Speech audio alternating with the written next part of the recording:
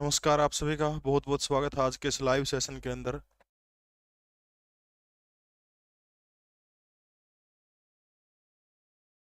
कैसे हो भाई?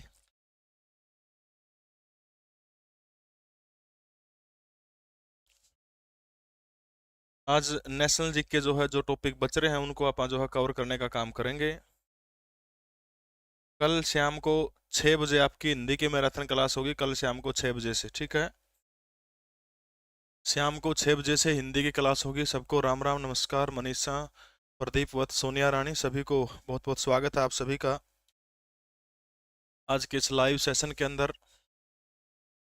सुमन, रोहिला, अतुल, विपुल, अमरजीत, जख्मी, अमन कैथल, राम राम भाई, एम एस बदानिया, नरेश सैनी, अनूप कुमार। एक बार मुझे बता दीजिए मेरी आवाज़ आप तक सही पहुंच रही है, ऑडियो वीडियो। करमवीर कुमार, सुषमा, सुमित बुक्कल, अमित, ललित, विपुल, राम राम भाई, स्वागत है सभी का। तबीयत में थोड़ा सा सुधार है। एक बार मुझे बता दीजिए कि आवाज़, ऑडियो वीडियो आप तक सही पहुंच रही नहीं पहुंच रही, बस इतना बता दीजिए मुझे। ओके रिपोर्ट कह रहे हैं भाई, चलो अगर ओके रिपोर्ट है तो फिर क्लास शुरू कर देता हूँ मैं। चलो, राम राम जी। आज की special class Haryana group D खातर है, गलत दिल्ली पुलिस में भी यह क्लास काम आओगी। नेशनल जीके के बहुत बेहतरीन पर्सन आज आपके सामने होंगे। यह किताब हरियाणा वाणी के नाम से करंट अफेयर की पूरे हरियाणा प्रदेश के अंदर उपलब्ध है। जिसने भी नहीं पढ़ी मात्र एक दिन में पढ़ सकता है। बहुत मेन मेन करंट अफेयर इसके अंदर दी गई है। चलिए भाई, पहला प्रश्न आपकी स्क्रीन के ऊपर देखिएगा। तो तड़का ही मुहूर्त खराब हो गया। एक मिनट रुक जाओ भाई, दोबारा से वो करनी पड़ेगी। बस एक सेकंड रुक जाओ, फाइल जो है इंपोर्ट कर लूँ, कर के अंदर रखी थी, लपया होगी बस। चलिए बस जीन से राम राम, रिया कुंडू, संसार सिंह, राहुल भारद्वाज, पूजा सीमार, जेलदार छोटा, मोनिका होक्की, अजय माहिवाल। जय भीम भाई, सभी को नमस्कार, गुड इवनिंग, सत श्री अकाल, सलाम वालेकुम सभी को। अब होगी है, चलो। राम राम जी। आज की special class Haryana group D खातर साथ में जो है दिल्ली पुलिस के अंदर काम आओगी। पहला प्रश्न आपकी स्क्रीन के ऊपर ये रहा। चोल राजवंश से उभरने वाला पहला महत्वपूर्ण शासक कौन था? चोला राजवंश जो है, चोला डायनेसिटी से उभरने वाला पहला महत्वपूर्ण शासक कौन था? विजयपाल, राजराज चोल है, राजेंद्र चोल है, या फिर राजधिराज चोल है? चोल वंश से उभरने वाला पहला पूछ रहे क्या, तो फटाफट बताएगा शाबाश। एक कवि हुए हैं दक्षिण भारत के अंदर, आदि कवि, ठीक है, और उसका नाम है पंपा। और ये प्रश्न एनटी ने 2-3 बार पूछा गया कि आदि कवि पंपा की रचनाएं किस भाषा के अंदर, तो आपने याद रखना है कन्नड़ भाषा के अंदर जो है आदि कवि पंपा की रचनाएं कौन सी भाषा के अंदर है? कन्नड़ भाषा के अंदर ये रचनाएं हुआ करती थी। जो बोर्ड के ऊपर मैंने लिख दिया, तो ये पहले आवड़े प्रश्न है एनटी ने जो पीछे पूछे गए, उसी तरह से रिलेटेड मिलते जुलते आपसे प्रश्न जो है करने का काम करेंगे। दक्षिण भारत के अंदर एक प्रसिद्ध संत हुए जिनका नाम है अंडाल। अंडाल, ये प्रश्न भी बहुत बार पूछा कि अंडाल जो है किस भारत के किस इलाके में थे, तो आपने याद रखना अंडाल जो प्रसिद्ध संत थे दक्षिण भारत में थे। इनका धर्म पूछा गया तो आपने याद रखना है वैष्णव्य धर्म को मानने वाले थे संत अंडाल, ठीक है। किस धर्म को मानते थे? वैष्णव्य धर्म जो है, वैष्णव्य धर्म को मानने का काम क्या करते थे? अंडाल करते थे, ठीक है। तो चोल राजवंश से उभरने वाला जो शासक है वो कौन सा है? याद रखना राजराज चोल जो है, ये चोल वंश से उभरने वाला शासक है, ठीक है, राजराज चोल। विजयपाल जो है, याद रखना है विजयपाल। विजयपाल जो है ये चोल वंश का क्या था? याद रखना, अपना संस्थापक पूछ ले कोई आपसे, विजयपाल। तो ठीक है, चोल वंश का संस्थापक कौन है? विजयपाल चोल वंश का संस्थापक हुआ करता था। फटाफट चोलों की राजधानी मुझे बताने का काम करिएगा। राजधानी क्या है चोलों की? तो याद रखना तंजावुर जो थी, तंजावुर चोलों की क्या हुआ करती थी? राजधानी हुआ करती थी, ठीक है। बात है 8वीं सदी की। 8वीं सदी के अंदर पल्लव वंश का खात्मा करके, ठीक है, पल्लव वंश का खात्मा करके विजयपाल जो है, विजयपाल ने किस वंश की स्थापना करने का काम किया था? चोल वंश की स्थापना करने का काम किया था, ठीक है। अगर मैं बात करूं प्रतिहार वंश, ठीक है, प्रतिहार वंश की राजधानी कौन सी थी? तो आपको याद होना चाहिए कन्नौज जो है प्रतिहार वंश की राजधानी हुआ करती थी, ठीक है। पांडे वंश की राजधानी कौन सी होती थी? पांडे वंश की राजधानी मदुरई होती थी, ठीक है, मदुरई पांडे वंश की राजधानी थी। पांडे वंश को किसका संरक्षक माना जाता है? तो याद रखना है, तमिल साहित्य जो है, तमिल साहित्य का संरक्षक किसको माना जाता है? पांडे वंश को क्या माना जाता है? तमिल साहित्य का क्या माना जाता है? संरक्षक माना जाता है। 8वीं सदी के अंदर जो है क्या किया था? 8वीं सदी के अंदर विजयपाल ने पल्लव को हरा करके, ठीक है, किस वंश की स्थापना करने का काम किया था? चोल वंश की स्थापना करने का काम किया था। अगर मैं आपसे प्रश्न पूछे कि पल्लव की राजधानी कौन सी होती थी, तो पल्लव वंश जो हुआ करता था, पल्लव वंश की राजधानी कोई आपसे पूछे तो आपका उत्तर क्या होगा? कांचीपुरम, ठीक है, कांचीपुरम जो थी वो पल्लव वंश की राजधानी थी। पल्लव वंश के शासकों के द्वारा महाबलीपुरम जो है, महाबलीपुरम के अंदर पल्लव वंश के शासकों के द्वारा क्या बनाए गए थे? तो स्मारक बनाए गए थे, याद रखना आपने, पल्लव वंश के शासकों के द्वारा, ठीक है। अच्छा, राष्ट्रकूट वंश की राजधानी कौन सी होती थी? राष्ट्रकूट वंश की राष्ट्रकूट वंश की राजधानी क्या हुआ करती थी? मलखेड़ या फिर मलखोड़ जो है, ये राष्ट्रकूट वंश की राजधानी कौन सी होती थी? मलखोड़ या फिर मलखेड़ जो है, आपने याद रखना है, ये राष्ट्रकूट की राजधानी होती थी। गंगाराज के नाम से किसको जाना जाता है? गंगाराज की उपाधि जो है किस बंदे के द्वारा ली गई थी? गंगाराज की उपाधि फटाफट बताइएगा शाबाश। गंगाराज की उपाधि किस शासक के द्वारा ली गई थी? बहुत बढ़िया, शाबाश। हाँ, कौन है? कोई बात नहीं, 10 एक मिनट रुक। चलिए भैया अगला प्रश्न देखिएगा शाबाश। निम्नलिखित में से पल्लव वंश की राजधानी कौन सी थी? तंजावुर, विशाखापट्टनम, कांचीपुरम या फिर मदुरई? मदुरई किसकी राजधानी होती थी? अभी थोड़ी देर पहले जिक्र किया था, पांडे वंश की राजधानी कौन सी होती थी? मदुरई होती थी। कांचीपुरम किस वंश की राजधानी होती थी? तो याद रखना, पल्लव वंश की राजधानी होती थी कांचीपुरम। विशाखापट्टनम आंध्र प्रदेश का क्या है? तो आपने याद रखना, विशाखापट्टनम आंध्र प्रदेश का एक प्रसिद्ध क्या है, वर्तमान समय में जो है क्या है, बंदरगाह है, ठीक है। तंजावुर किसकी राजधानी होती थी? तो याद रखना है, चोल वंश जो है, चोल वंश की राजधानी कौन सी होती थी? तंजावुर जो है चोल वंश की राजधानी होती थी, यह चीज आपने याद रखना, ठीक है। चालुक्य वंश की राजधानी कौन सी होती थी? चालुक्य, तो याद रखना, चालुक्य वंश की राजधानी होती थी बादामी, ठीक है, कर्नाटक का बादामी जो है वो चालुक्य वंश की क्या हुआ करता था? राजधानी हुआ करता था, बादामी, ठीक है। मुंगेर, बादामी, एहोल, ये सारे की सारी क्या हुआ करती थी? इनकी राजधानी हुआ करती थी, ठीक है। बादामी चालुक्यों के बादामी जाने से पहले उनकी राजधानी क्या हुआ करती थी? फटाफट बताइएगा से बस। दक्षिण भारत के राजवंश में से बहुत सारे प्रश्न आते हैं, ठीक है। पीडीएफ दे दूंगा अशोक कुमार सिरसा पर, चिंता ना करें। बताइए शाबाश, बादामी चालुक्यों के बादामी जाने से पहले उनकी राजधानी क्या हुआ करती थी? ये चीज आपने बताना है। कर्नाटक का था, चालुक्य वंश जो था कर्नाटक में हुआ करता था। चालुक्य वंश का एक बड़ा प्रसिद्ध शासक था, नाम था विक्रमादित्य सिक्स। विक्रमादित्य सिक्स जो था चालुक्य वंश का शासक था, और इसकी जीवनी बहुत बार पूछी है, तो याद रखना इसकी जीवनी किस लेखक के द्वारा लिखी गई है? तो बिल्हण नाम का लेखक जो है क्या लिखी थी? इसकी जीवनी लिखने का काम किया था। चालुक्य वंश जो है, चालुक्य वंश की संस्थापना करने का काम किसके द्वारा किया गया था? तो आपने याद रखना, पुलकेशिन प्रथम जो है, पुलकेशिन प्रथम के द्वारा इसकी स्थापना करने का काम किया गया था। एहोल जो है आपने याद रखना है, बादामी जाने से पहले चालुक्यों की राजधानी कौन सी होती थी? तो याद रखना आपने, एहोल जो है बादामी जाने से पहले क्या होती थी? चालुक्यों की राजधानी हुआ करती थी, ठीक है। हुमायूं ने अपनी सत्ता को पुनः प्राप्त करने के लिए किस सूरी राजा को हराने का काम किया था? कल हमने जिक्र किया था परसों की क्लास के अंदर, आपको याद होगा, जीके प्रवीण उड़ान टेलीग्राम चैनल के ऊपर मिल जाएगी, कि बिलग्राम और चौसा के युद्ध के अंदर शेरशाह सूरी जो अफगान शासक था, 1540 से लेकर के 1545 तक जो है हिंदुस्तान के ऊपर शासन करने का काम करता है। कौन करता है? शेरशाह सूरी, अफगान शासक था। इसके दादा की याद में नारनौल के अंदर जो है इब्राहिम सूरी का मकबरा शेरशाह सूरी के द्वारा बनवाया गया था। जबकि खुद शेरशाह सूरी का मकबरा कोई आपसे पूछे तो सासाराम बिहार के अंदर जो है शेरशाह सूरी का मकबरा कहां पर है? सासाराम बिहार के अंदर है। यह युद्ध जो हुआ था आपने याद रखना, 1555 के अंदर यह युद्ध हुआ था, और इस युद्ध को किस नाम से जाना जाता है? याद रखना है, सरहिंद का युद्ध। भारत के इतिहास के अंदर इस युद्ध को जाना जाता है सरहिंद के युद्ध, ठीक है। और सरहिंद के युद्ध के अंदर जो है किस बंदे को हराने का काम किया था? शेरशाह सूरी उत्तर नहीं आएगा, 1555 मैंने लिख दिया, शेरशाह सूरी तो 1545 तक था। सूरवंश का छठा शासक हुआ करता था, जिसका नाम था सिकंदर सूरी, और ये वही सिकंदर सूरी है जिसके द्वारा क्या किया गया था? आगरा को पहली बार जो था राजधानी बनाने का काम किसके द्वारा किया गया था?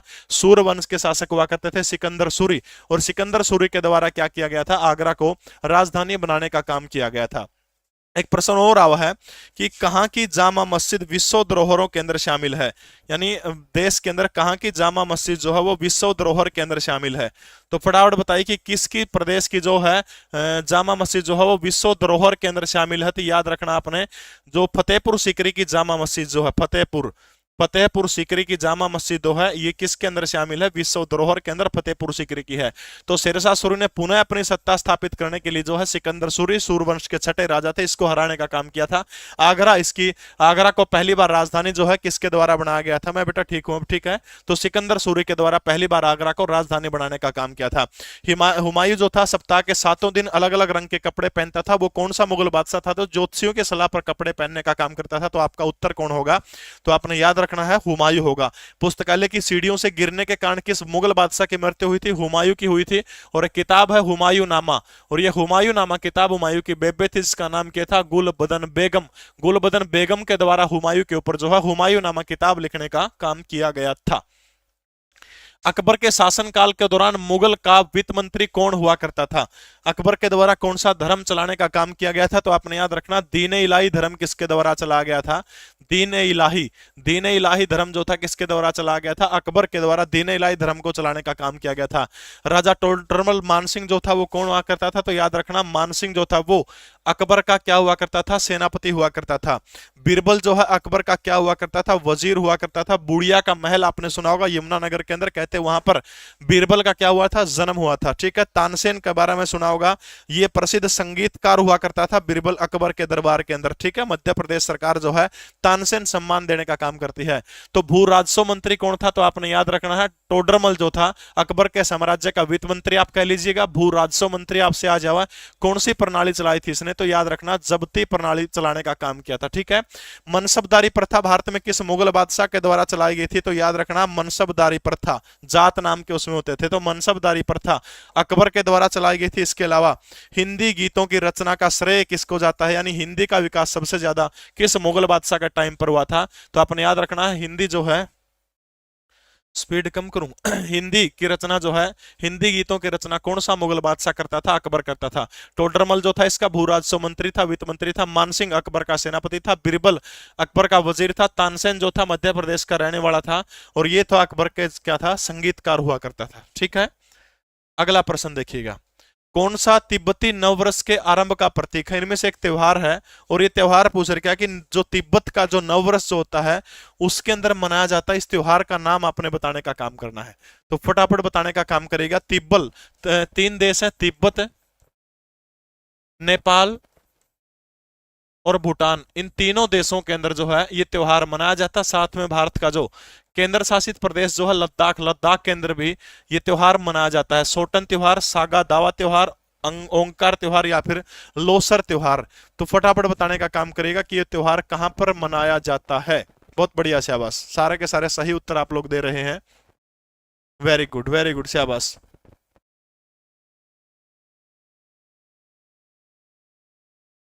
सागा देवा त्योहार जो है भारत के सिक्किम राज्य के अंदर मनाया जाता है। ठीक है, तो वो त्योहार कौन सा है, लोसर। ठीक है, लोसर आपने याद रखना है।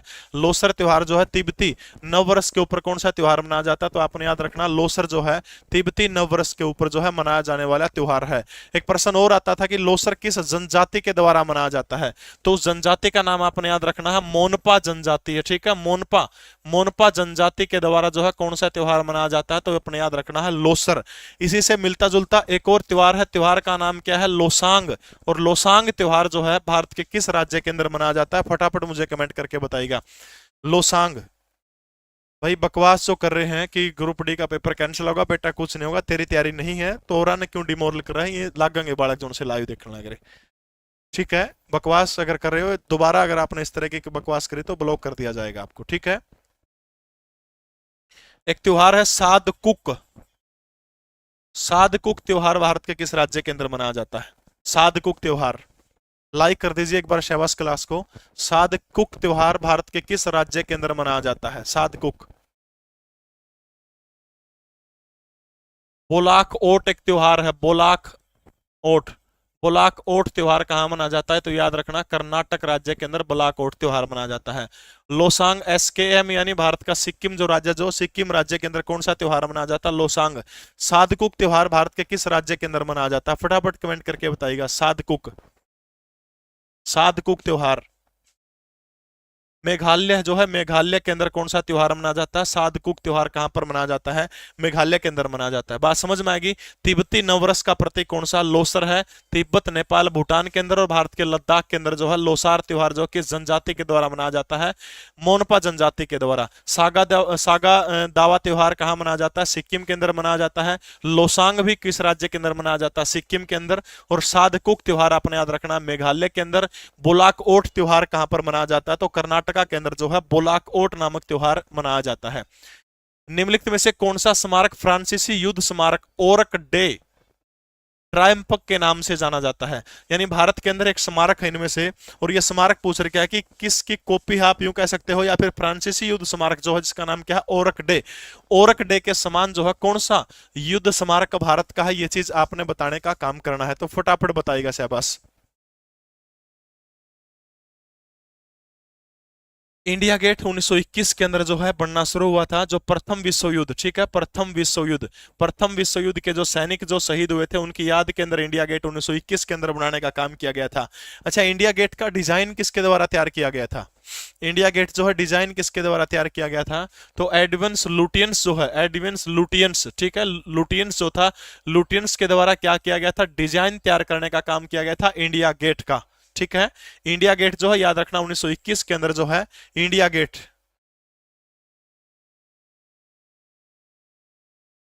लोजिम नृत्य शैली का संबंध निम्न में से किस राज्य से है? लोजिम नृत्य शैली पूछ रहा है, ठीक है। लोजिम नृत्य शैली जो है इसका त्योहार किस राज्य से है? बिहार है, गुजरात है, महाराष्ट्र है, कर्नाटका है। लोजिम पूछ रहा है, लोजिम। एक त्योहार है आलू यट्टू। आलू यट्टू त्योहार भारत के किस राज्य के अंदर मनाया जाता है? बहुत बढ़िया सोनिया, अनूप, महावीर, पूजा, बहुत सब सही जवाब दे रहे हैं आप, बहुत बढ़िया से आवाज। लोजिम त्योहार पूछ रखा है।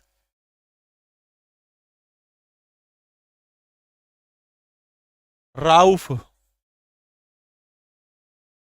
धूमल, भांड, ये तीनों त्योहार भारत के जम्मू और कश्मीर राज्य के हैं। लोजिम त्योहार कहां मनाया जाता है? तो याद रखना लोजिम त्योहार भारत के किस राज्य के अंदर मनाया जाता है? तो महाराष्ट्र जो है, महाराष्ट्र के अंदर कौन सा त्योहार मनाया जाता है? लोजिम त्योहार मनाया जाता है। आलू यट्टू त्योहार कहां मनाया जाता है? तो आपने याद रखना भारत के नागालैंड राज्य के अंदर जो है आलू यट्टू त्योहार मनाया जाता है। साथियों, ये वो क्वेश्चन है लोजिम का एक पूछ लिया, जो बराबर में जो क्वेश्चन राव, दुम्मल, बांड और ये जो लिखवाने का आलू एक्टिव लिखवाने का काम किया गया है, ये पिछले दिनों आने वाले 2-3 साल जो रह चुके हैं पिछले, यानी 2020, 21, 22 कोरोना के बाद जो भी एनटीए ने अलग अलग प्रदेशों के अंदर पेपर लिए, वहां पर ये सारे के सारे पूछे गए प्रश्न है, वो आपको करवाने का काम कर रहा हूं। सूर्य की पृथ्वी से लगभग दूरी मिलियन में बताने आपने, कितने मिलियन सूर्य की दूरी है? ये फटाफट बताइएगा कि सूर्य की पृथ्वी से दूरी कितने मिलियन के अंदर है, मिलियनों में आपने बताने का काम करना है।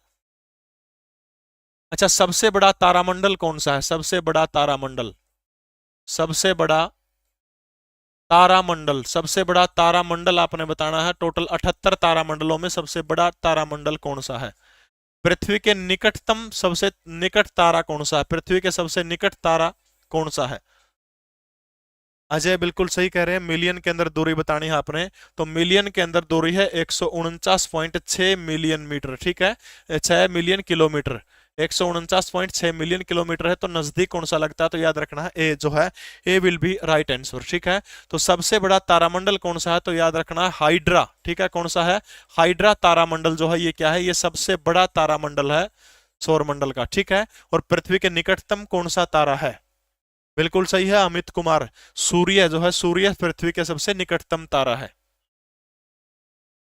निम्नलिखित में से किस भारतीय राज्य से नई सी जनजाति का संबंध है? ये जो नई सी जनजाति जो है ये पूछ रखी है कि भारत के किस राज्य के अंदर जो है नई सी जनजाति जो है ये पाई जाती है, आपने बताना है नई सी जनजाति। जखा व ओंगे, जखा व नोंगे। टोडे या टोडा जनजाति कहां पाई जाती है? याद रखना नीलगिरी की पहाड़ियों में, ठीक है, नीलगिरी की पहाड़ियों के अंदर टोडा जनजाति पाई जाती है। मुंडा जनजाति कहाँ पाई जाती है? मुंडा, मुंडा याद रखना है, झारखंड के अंदर प्रसिद्ध रूप से मुंडा, झारखंड के अंदर मुंडा हो, ये हो और मुंडा दोनों झारखंड के अंदर पाई जाती है। वर्तमान समय में भारत के एक राष्ट्रपति जो है जनजातीय राष्ट्रपति है, संथाल जनजाति से संबंध रखती है, नाम क्या है?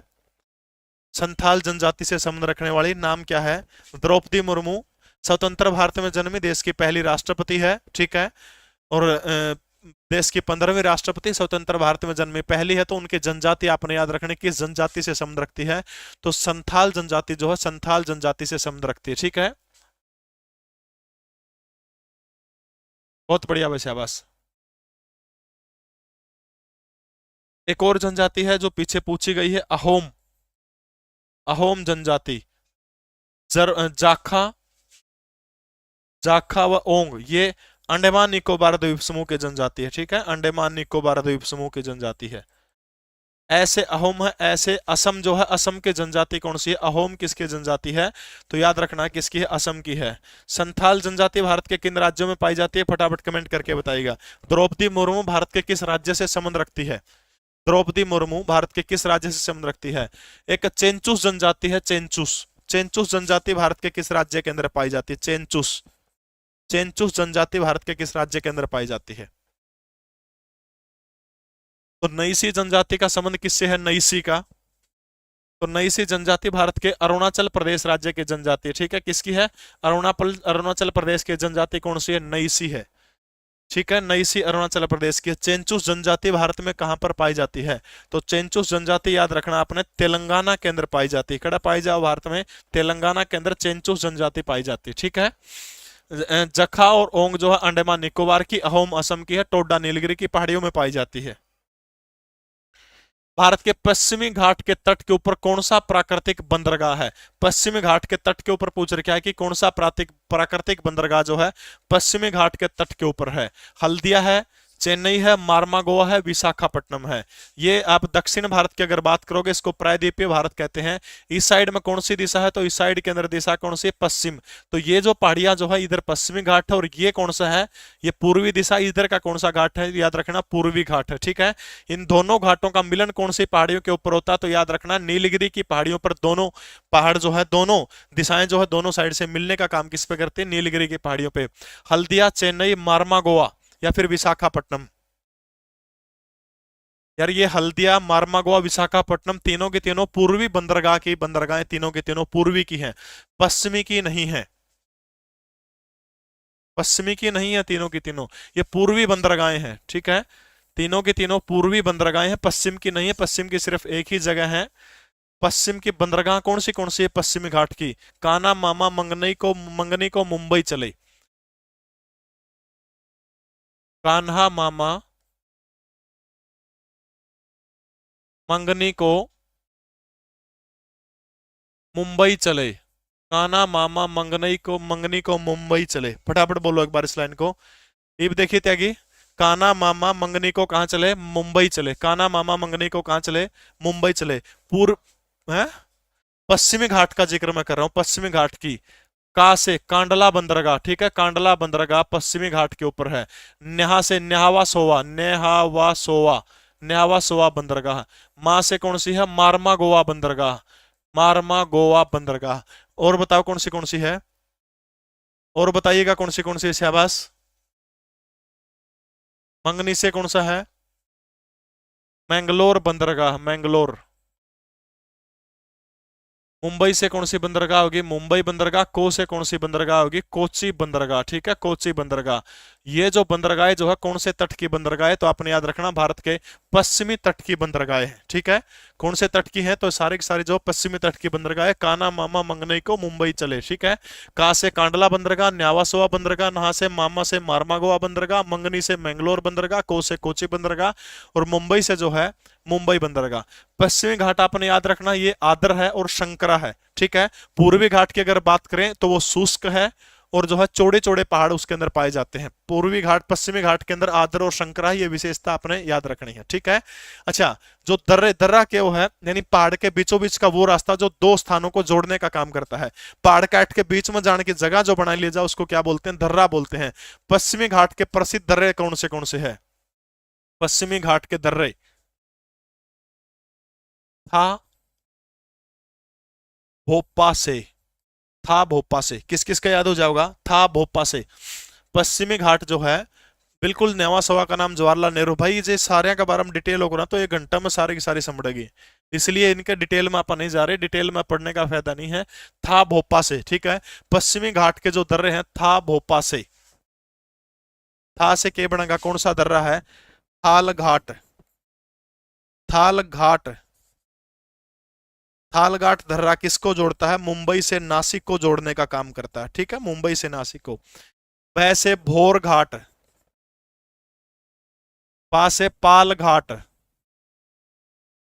अच्छा, भोर घाट किस किस को जोड़ने का काम करता है, भोर घाट, भोर घाट, भोर घाट जोड़ता है मुंबई को पुणे से जोड़ने का काम करता है, ठीक है। पाल घाट किस किस को जोड़ने का काम करता है, पाल घाट। क्लास को लाइक कर दीजिएगा एक बार से बस, पाल घाट, पाल घाट। कोची, और कोची को किससे जोड़ने का काम करता है, तमिलनाडु से करने का काम करता है। से कौन सा पश्चिमी तट का एक दर्रा है, से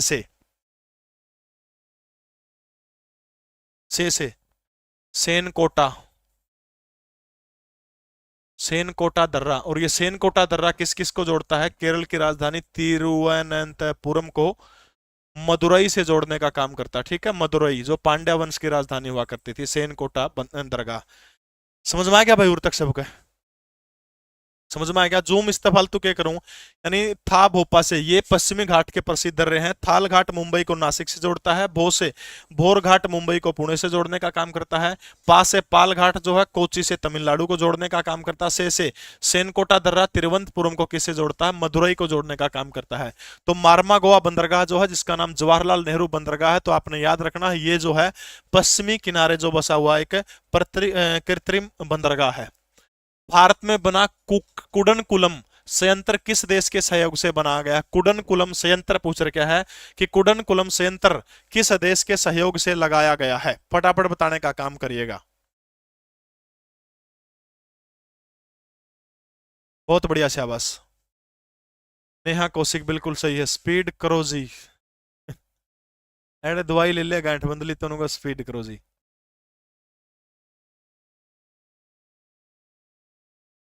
तपोवन जल विद्युत परियोजना, तपोवन जल विद्युत परियोजना भारत के किस राज्य के अंदर, तड़का 6 बजे आपकी जो है हिंदी की मैराथन क्लास होगी, बस इस क्लास के अंदर सारे की सारी हिंदी जो है कंप्लीट करवा दी जाएगी। पैठण, पैठण जल विद्युत परियोजना, तपोवन जल विद्युत परियोजना भारत के किस राज्य के अंदर है, बहुत बढ़िया वैसे, बस तपोवन, तपोवन उत्तराखंड राज्य के अंदर है तपोवन। पैठण जल विद्युत परियोजना गोदावरी नदी के ऊपर है। और फटाफट बताइए कि पैठण किस कहां पर है, पैठण, पैठण गोदावरी नदी महाराष्ट्र के औरंगाबाद जिले के अंदर है। कुडनकुलम जो संयंत्र जो है वो किस देश के सहयोग से लगा था, तो आपने याद रखना है रूस के सहयोग से लगा था। कहां पर है ये, TN यानी तमिलनाडु जो है, तमिलनाडु के अंदर कुडनकुलम संयंत्र है। और किस देश के सहयोग से लगा था कुडनकुलम संयंत्र जो है, याद रखना ये रूस के सहयोग से लगा था। तपोवन जल विद्युत परियोजना उत्तराखंड के अंदर, पैठन जल विद्युत परियोजना महाराष्ट्र के अंदर गोदावरी नदी के ऊपर है। निजाम सागर बांध निम्नलिखित में से किन राज्यों के अंदर स्थित है, निजाम सागर बांध के बारे में आपने बताना है। पश्चिमी बंगाल है, कर्नाटका है, तेलंगाना है, आंध्र प्रदेश है, फटाफट बताइएगा। निजाम सागर बांध, निजाम सागर बांध,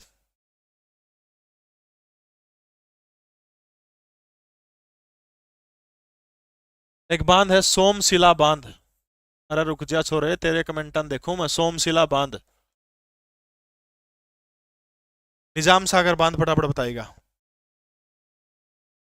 इब्बी भगत नु कहना लग रहा शायरी सुनाए दे के पढ़िए बे इसका।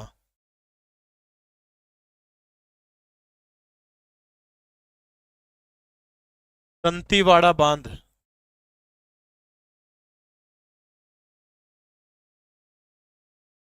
बनास नदी के ऊपर है। भारत का राज्य कौन सा है, गुजरात राज्य के अंदर है। निजाम सागर बांध कहाँ पर है याद रखना, आंध्र प्रदेश के अंदर है, मंजीरा नदी के ऊपर है। ठीक है, मंजीरा किसकी सहायक नदी है तो याद रखना गोदावरी नदी की सहायक नदी है मंजीरा। ठीक है, मंजीरा नदी के ऊपर निजाम सागर बांध कहाँ पर है, आंध्र प्रदेश के अंदर है। ठीक है, दंतेवाड़ा बांध जो है बनास नदी के ऊपर है, तो याद रखना कहाँ पर है तो गुजरात के अंदर है। सोमशिला बांध,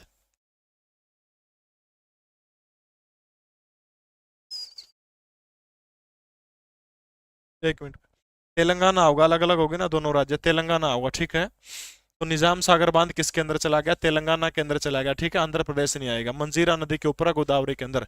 सोमशिला बांध कहां पर है, सोमशिला, लिख दिया बेटा, सोमशिला बांध, ये बांध है आंध्र प्रदेश के अंदर। आंध्र प्रदेश के अंदर है, नदी का नाम है पन्नार नदी के ऊपर। ठीक है, पन्नार नदी के ऊपर, दंतीवाड़ा बनास नदी के ऊपर, मंजीरा नदी के ऊपर, तेलंगाना के अंदर निजाम सागर बांध है। अच्छा, ये डबल हो गया भाई। जादूगुड़ा झारखंड राज्य का एक स्थान है जो एक खनन के लिए जाना जाता है। यानी प्रश्न में बंदा नु पूछने लग रहा है कि जो जादूगोड़ा की खान जो है वो किस चीज के लिए प्रसिद्ध है, झारखंड के अंदर पड़ती हीरा, बॉक्साइट, मोनाजाइट या फिर यूरेनियम के लिए जो है जादूगोड़ा की खान प्रसिद्ध है। ये चीज आपने बताने का काम करना है, फटाफट बताइएगा शाबाश। भारत का एक राज्य है जिसका नाम क्या है, छत्तीसगढ़। और छत्तीसगढ़ के अंदर एक स्थान है, स्थान का नाम क्या है, अमरकंटक। ये जो अमरकंटक जो है किस चीज के लिए जाना जाता है फटाफट कमेंट करते रहिएगा। सबकी राम राम होगी, बहुत बढ़िया भाई, जो सही उत्तर दे रहे हैं वेरी गुड, बहुत बढ़िया शाबाश। भारत का एक राज्य है केरल, और केरल के अंदर एक समुद्री तट है। केरल का जो समुद्री तट जो है उसके ऊपर क्या प्रचुर मात्रा में पाया जाता है, तो केरल का समुद्री तट जो है उसके अंदर क्या पाया जाता है, याद रखना थोरियम पाया जाता है, थोरियम। फटाफट बताओ, छत्तीसगढ़ के अमरकंटक में क्या पाया जाता है, छत्तीसगढ़ के अमरकंटक के अंदर क्या ज्यादा मात्रा के अंदर पाया जाता है।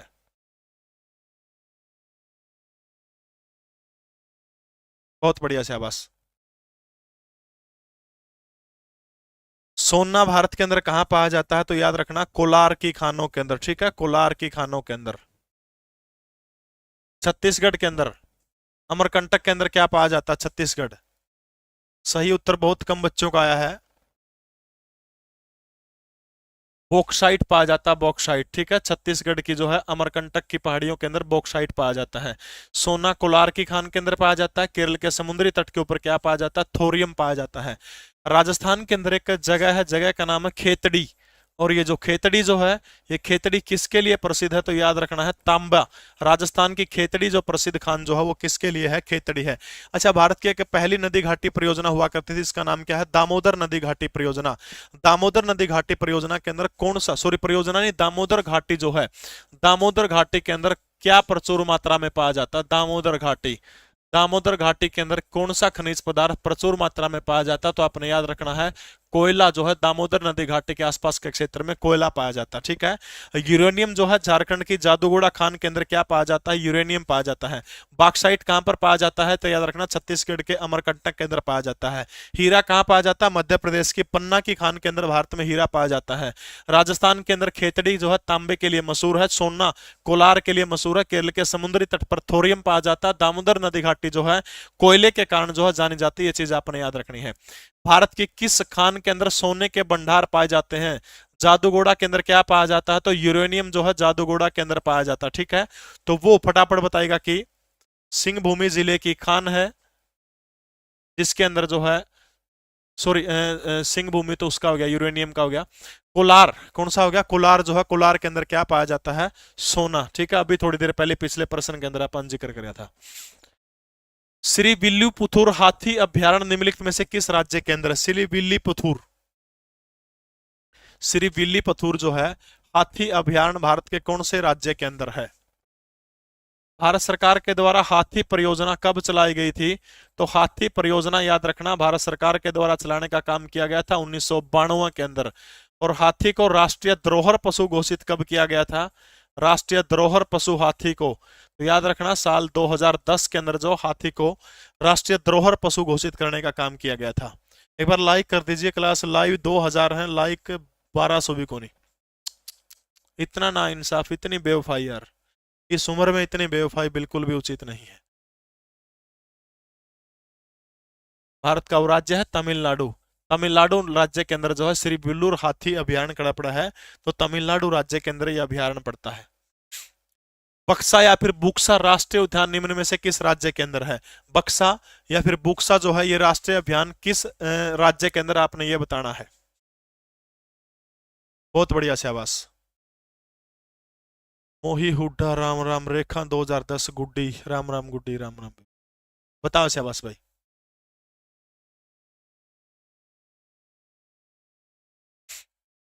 पोब्बी तोरा, पोब्बी तोरा राष्ट्रीय उद्यान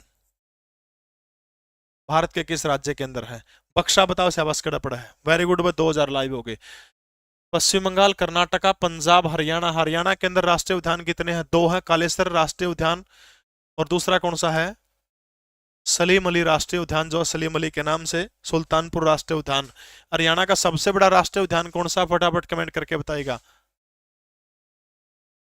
प्रोजेक्ट टाइगर कब चला गया था? प्रोजेक्ट टाइगर, प्रोजेक्ट टाइगर 1973 के अंदर प्रोजेक्ट टाइगर चला गया था। दूधवा वन्य जीव अभ्यारण्य कहां पर है? दूधिया अभ्यारण्य, दूधवा। बक्सा या फिर बुक्सा? बक्सा, कड़ा मारना बक्सा है, वेस्ट बंगाल के अंदर है बक्सा, ठीक है, वेस्ट बंगाल के अंदर है बक्सा। सबसे बड़ा पूछा हरियाणा का, सबसे बड़ा। पोब्बी तारा बताओ, कड़ा पोब्बी तारा, पोब्बी तारा,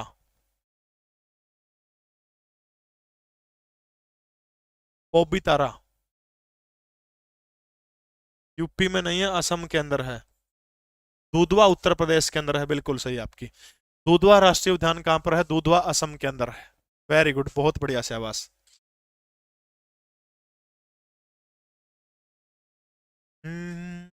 काली बांध, और एक है दंदोली। काली बांध और दंदोली, ये दोनों कहां पर है? याद रखना, कर्नाटका के अंदर, ठीक है। कहां पर है? कर्नाटका के अंदर, काली बांध और दंधोली। पोब्बी तारा असम के अंदर है, दूधवा यूपी के अंदर है। प्रोजेक्ट टाइगर की शुरुआत 1973 के अंदर हुई थी। नागरहोल राष्ट्रीय उद्यान बायोस्फीयर रिजर्व किसका हिस्सा है? नागरहोल राष्ट्रीय उद्यान बायोस्फीयर जो है किसका हिस्सा है? अरावली का जिक्र हम करें तो हरियाणा प्रदेश के अंदर जो है गुड़गांव का क्या बोला जाता है? गुरुग्राम को अरावली का प्रवेश द्वार बोला जाता है। गुड़गांव में क्या है? अरावली का सर्वाधिक विस्तार कहां पर है? तो याद रखना है, अरावली का गुड़गांव में सर्वाधिक विस्तार है। हरियाणा प्रदेश के 7 जिले हैं, 7 जिलों के अंदर अरावली पाई जाती है। 652 मीटर कुलताजपुर ढोसी की पहाड़ियों के अंदर जो है, याद रखना, सबसे ऊंची चोटी बताई जाती है अरावली की। सर्वाधिक विस्तार हरियाणा के गुड़गांव जिले के अंदर 3.09% हरियाणा के कुल क्षेत्रफल के अरावली है, ठीक है। सबसे प्राचीन पर्वतमालाओं के अंदर शामिल है विंध्य, सतपुड़ा या फिर नीलगिरी। नागरहोल राष्ट्रीय पार्क को सी कह रहे हैं बहुत सारे बच्चे, कोई ए कह रहा है। नागरहोल राष्ट्रीय पार्क, इसको क्या बोला जाता है? राजीव गांधी राष्ट्रीय उद्यान भी इसको कहा जाता है। राजीव गांधी राष्ट्रीय उद्यान भी इसको कहा जाता है।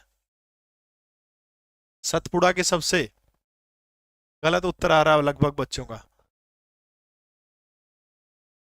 ये भी बेटा गलत उत्तर दोगे। एक गुड्डी राष्ट्रीय पार्क है, गुड्डी राष्ट्रीय पार्क, याद रखना, तमिलनाडु के अंदर है। चलिएगा, नागरहोल आपके लिए छोड़ के जाता हूं, कमेंट करना ऑफलाइन क्लास के अंदर आपको, ठीक है। निम्नलिखित में से भारत के किस राज्य में दंपा टाइगर रिजर्व? लगभग का उत्तर गलत था नागरहोल का। दंपा बिल्कुल रामसर साइट है, दंपा नहीं है, ठीक है। दंपा टाइगर रिजर्व कहां पर है? असम, मिजोरम, कर्नाटका या फिर ओडिशा के अंदर दंपा टाइगर रिजर्व? फटाफट बताइएगा शाबाश। भारत का एकमात्र तैरता हुआ राष्ट्रीय उद्यान कौन सा है? काबुल लामजाओ। यहाँ पर एक स्कूल भी है, काबुल लामजाओ। काबुल लामजाओ भारत का एकमात्र तैरता हुआ या फिर विश्व का एकमात्र तैरता हुआ राष्ट्रीय उद्यान कौन सा है?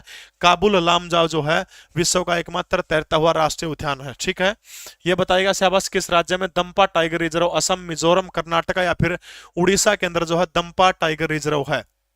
बिल्कुल सही है। भारत का राज्य कौन सा है? मिजोरम है। मिजोरम के अंदर 1985 1985 के अंदर जो है दंपा टाइगर रिजर्व जो है, याद रखना, 1985 के अंदर इसकी शुरुआत हुई थी। काबिल लामजाओ कहां पर है? याद रखना, भारत के मणिपुर राज्य के अंदर है। और भारत ही नहीं, विश्व का एकमात्र जो है तैरता हुआ राष्ट्रीय उद्यान कौन सा है? यही काबुल लामजाओ एकमात्र तैरता हुआ राष्ट्रीय उद्यान है। लाओखोआ वन्य जीव अभ्यारण्य कहां पर है? लाओखोआ, लाओखोआ वन्य जीव अभ्यारण्य, फटाफट कमेंट करके बताओ। लाओखोआ, मणिपुर हो गया, शाबाश, बहुत बढ़िया। लाओखोआ वन्य जीव अभ्यारण्य। मानस वन्य जीव अभ्यारण्य, कांजीरंगा वन्य जीव अभ्यारण्य, ये तीन हो गए भाई, तीनों आगे फटाफट कमेंट करके बताओ। MS सोधानिया, बहुत तेज बुखार था, अभी भी टेबलेट लेके खड़ा हुआ हूँ।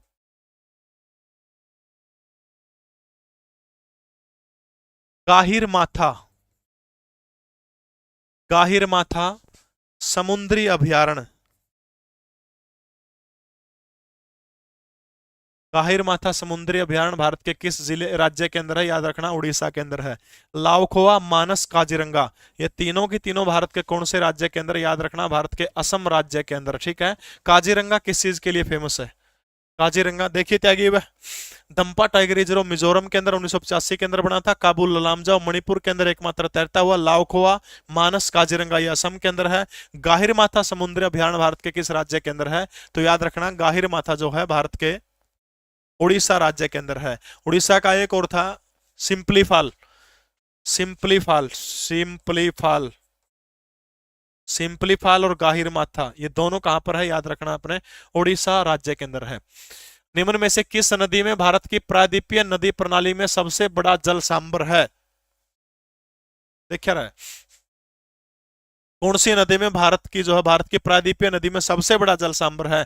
कहने का मतलब क्या है, यो नो पूछने लग रहा है कि भारत की या फिर प्रायद्वीपीय भारत की सबसे लंबी नदी कौन सी है। देखो, प्रायद्वीपीय का मतलब क्या होता है? ये दक्षिण भारत का नीचे वाला हिस्सा है। ये इस साइड भारत के क्या है? इस साइड अरब सागर है, अरब सागर। नीचे के है HM है, हिंद महासागर है। उर के है बे ऑफ बंगाल है, बंगाल की खाड़ी है, ठीक है। यानी वो इलाका जो तीन ओर से पानी से घिरा हो, एक ओर से सतल से घिरा हो, उरे भारतीय राज्य आ जाते हैं, ठीक है। जो इलाका तीन ओर से पानी से घिरा हो और एक ओर से सतल से घिरा हो, भूमि से घिरा हो, वो इलाका क्या कहलाता है? तो याद रखना, वो इलाका प्रायद्वीपीय कहलाता है। जो इलाका चारों ओर से पानी से घिरा, वो क्या कहलाता है? वो द्वीप कहलाता है। चुगर्द पानी वो द्वीप, तीन और पानी वो क्या कहलाता है? प्रायद्वीप कहलाता है। तो प्रायद्वीपीय भारत की सबसे लंबी नदी आपसे इस प्रश्न के अंदर पूछ रखा है। भारत की वैसे सबसे लंबी नदी को आपसे पूछने का काम करता है तो 2525 किलोमीटर जो है गंगा भारत की सबसे लंबी नदी, ठीक है, गंगा। भारत की सबसे बड़ी सहायक नदी कोई आपसे पूछे तो याद रखना है जो यमुना नदी जो है 1385 किलोमीटर। यमुना जो नदी है भारत की सबसे लंबी सहायक नदी है। दक्षिण भारत की सबसे लंबी नदी आपसे यहां पूछने का प्रयास कर रहा तो आपने याद रखना है महानदी। सबसे पहले महानदी कहां से निकलती है? छत्तीसगढ़ जो है यहां पर रायपुर है, रायपुर के पास में एक पहाड़ी, पहाड़ी का नाम है सिंहावा। इस सिंहावा पर्वत जो है, इसी सिंहावा पर्वत के पास से नदी निकलती है। नदी का नाम क्या? महानदी, ठीक है। छत्तीसगढ़ के बाद में इसी महानदी को क्या कहा जाता है? अपने याद रखना, छत्तीसगढ़ की गंगा कहा जाता है, ठीक है। छत्तीसगढ़ की गंगा किसको कहा जाता है? महानदी को छत्तीसगढ़ की गंगा कहा जाता है। महानदी इसके बाद सिंहावा यानी रायपुर जाती है, रायपुर से कहां जाती है? जाओ है उड़ीसा के अंदर, ठीक है। और उड़ीसा के बाद यह नदी कड़ा चली जाओ है बे ऑफ बंगाल के अंदर चली जाती है, यानी बंगाल की खाड़ी के अंदर चली जाती है। एक जिला है प्रसिद्ध, एक जगह है, याद रखना, उड़ीसा का कटक, ठीक है, कटक। और दूसरी जगह कौन सी है? संबलपुर जगह है, संबलपुर, ठीक है। संबलपुर जगह जो है याद रखना, संबलपुर और कटक कौन सी नदी के किनारे है? महानदी के किनारे है संबलपुर और कटक। कटक के अंदर नेताजी सुभाष चंद्र बोस का जन्म हुआ था, इसलिए फेमस है। यह संबलपुर गांव क्यों फेमस है? कोई व्यक्ति, कोई बच्चा मुझे बता सकता है कि संबलपुर क्यों फेमस है? संबलपुर, बहुत बढ़िया अर्जुन सिंह।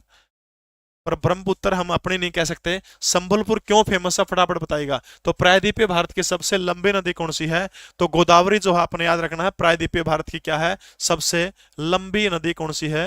गोदावरी नदी प्रायद्वीपीय भारत की सबसे लंबी नदी है, ठीक है। पेपरा, पेपरा व साइलेंट वैली उद्यान, ये कहां पर है अभ्यारण्य? पेपरा और साइलेंट वैली, पेपरा और साइलेंट वैली वन्य जीव अभ्यारण्य जो है ये कहाँ पर है? सारी क्लास में सारा सोता होगा, देखियो। ये ज्योग्राफी चलना है, फिर पॉलिटी आ जाओगी, बीच में हिस्ट्री के क्वेश्चन आओगे, तीनों चीजें यहाँ पर निकल के चलेंगे, ठीक है। फटाफट बताएगा शाबाश। संबलपुर गांव के बारे में शायद किसी ने नहीं बताया होगा। हीराकुंड बांध भी इसी के ऊपर है, महानदी के ऊपर है। हिंदू धर्म के अनुसार भगवान विष्णु के 10 अवतार हुए, 9वां अवतार भगवान बुद्ध को माना जाता है, ठीक है। 10वां अवतार जो है कल की अवतार माना जाता है, कि भगवान विष्णु 10वें कल की अवतार के रूप में कलयुग के अंदर आएंगे घोड़े के ऊपर बैठ करके, ऐसा हिंदू धर्म ग्रंथों के अंदर बताया गया है। और ये बात जो है कि वो कहां पर अवतार लेंगे, ऐसा भी बताया गया है कि उड़ीसा के संबलपुर नामक गांव जो है, इसी संबलपुर गांव के अंदर जो है भगवान विष्णु का 10वां जो कल की अवतार होगा, इसी कल की अवतार जो संबलपुर गांव के अंदर भगवान विष्णु का जन्म होगा। जैसे आज हमारे लिए अयोध्या पूजनीय है, ठीक है, लोग अयोध्या जाते हैं, लेकिन बहुत सारे जो जानकार लोग हैं वो संबलपुर जाते हैं, क्योंकि भगवान जब जन्म लेंगे पता नहीं हम होंगे या ना होंगे, लेकिन पहले से उस गांव को जो है, पहले से उस गांव के जिले के दर्शन कर लिए जाए। मृद भांड के लिए जिला रोहतक और जिला हिसार दोनों फेमस है। मृद भांड का मतलब माटी के बड़े बड़े बर्तन होते हैं, और जो लगभग हरियाणा के जो भी सभ्यताएं, लगभग सभ्यताएं के ऊपर आपको मृद भांड मिल जाएंगे। 2 जिले प्रमुख है, रोहतक और जिला हिसार, लेकिन पेपर में कभी भी एक जिला दोनों इकट्ठे नहीं देगा आपको, ठीक है। गोदावरी नदी कहां से निकलती है, फटाफट कमेंट करके बताइएगा। नासिक के पास में एक जगह है, जगह का नाम क्या है? त्र्यंबकेश्वर की पहाड़ी। त्र्यंबकेश्वर जो है, त्र्यंबकेश्वर की पहाड़ी से निकलती है। 1465 किलोमीटर जो है, याद रखना आपने, इसकी लंबाई है। और इसी को क्या कहा जाता है? दक्षिण गंगा के नाम से जाना जाता है। पेपरा और साइलेंट वैली आपने याद रखना, पेपरा और साइलेंट वैली ये दोनों के दोनों उद्यान कहाँ के हैं? याद रखना, केरल के हैं दोनों के दोनों। कड़क कटक और संबलपुर याद रखना, ये दोनों कौन सी नदी के किनारे है? ये दोनों जो है महानदी के किनारे है। कावेरी नदी कहां से निकलती है? कावेरी नदी, बिल्कुल त्र्यंबकेश्वर बिल्कुल सही। कावेरी नदी कहां से निकलती है? कावेरी। कैसे कावेरी? कैसे कर्नाटक, कर्नाटक से निकलती है। और कर्नाटक की पहाड़ियों का नाम बताना जिन पहाड़ियों से कावेरी नदी निकलती है। बहुत बढ़िया शाबाश। कौन सी पहाड़ी है? बरमगिरी की पहाड़ी। बरमगिरी की पहाड़ी कर्नाटक से तमिलनाडु जाती है, तमिलनाडु से कहां पर जाती है? बंगाल की खाड़ी के अंदर जाकर के कावेरी नदी गिर जाती है। कहां पर गिरती है? बंगाल की खाड़ी जो है, बंगाल की खाड़ी के अंदर जो है कावेरी नदी जाकर के गिर जाती है। कावेरी नदी के किनारे कौन से प्रसिद्ध नगर है? मुझे फटाफट कमेंट करके बताइएगा। कावेरी नदी के किनारे, कावेरी नदी के किनारे शिव समुद्रम परियोजना, शिव समुद्रम परियोजना कावेरी नदी के ऊपर, ठीक है। इसके अलावा एक प्रश्न और आओ कि कावेरी नदी को तमिल साहित्य में किस नाम से जाना जाता है? तो याद रखना, पोनी। तमिल साहित्य में कावेरी नदी को किस नाम से जाना जाता है? तो पोनी के नाम से जाना जाता है। तमिल साहित्य या मैटूर बांध भी कावेरी नदी के ऊपर है। तमिल साहित्य का संरक्षक किसको माना जाता है? पांडे वंश को माना जाता है। पांडे वंश की राजधानी क्या हुआ करती थी? मदुरई हुआ करती थी, ठीक है। तो याद रखना, शिव समुद्रम और तमिल साहित्य में कावेरी नदी को क्या कहा जाता है? तो आपने याद रखना है, पोनी कहा जाता है। कावेरी नदी के ऊपर कर्नाटक और तमिलनाडु दोनों राज्यों के बीच में क्या है? विवाद चल रहा है, विवाद सुलझा नहीं है। टाटा। कृष्णा नदी कहां से निकलती है? कृष्णा नदी महाबलेश्वरम से निकलती है, ठीक है। तो गोदावरी आ जाएगा। अलकनंदा और भागीरथी नदी जो है, देखो अलकनंदा नदी पूरा डैश डैश होगा। भागीरथी, भागीरथी नदी जो है खरक ग्लेशियर से निकलती है। अलकनंदा नदी पूछ रही कि किस ग्लेशियर से निकलती है? और जब अलकनंदा और भागीरथी दोनों का मिलन होता है तो कौन सी नदी बन जाती है? अलकनंदा और भागीरथी इन दोनों का मिलन जब होता है, इस तरह से इन दोनों नदियों का मिलन होता है इस जगह के ऊपर, और ये कौन सी नदी मिल जाती है? जेमू, सतपथ, या फिर पिंडारी, या फिर गंगोत्री। गंगोत्री जो है, गंगोत्री से कौन सी नदी निकलती है? गंगोत्री से। गंगोत्री हिमनद से गंगा का उद्गम स्थल माना गया, ठीक है, गंगा का। भागीरथी खरक ग्लेशियर से निकलती है। अलकनंदा का आपने ग्लेशियर बताने का काम करना है, फटाफट बताने का काम करेगा शाबाश, बताइएगा। प्रश्न कौन समझे आप यार? गंगा का तो गंगोत्री आ गया। नो पूछा कि भागीरथी तो खरक ग्लेशियर से लिखड़ा है। अलकनंदा और भागीरथी दोनों अलग अलग नदियां हैं। अलकनंदा का ग्लेशियर पूछ रखा हो रहा है। यमुना नहीं आएगा, यमुना तो ऑप्शन में कौन होगा। जेमू, सत्तोपंथ, पिंडारी। गंगोत्री छोड़ के ऊपर वाले तीन मत आओगा। गंगोत्री छोड़ दो, ऊपर वाले तीन मत आओगा।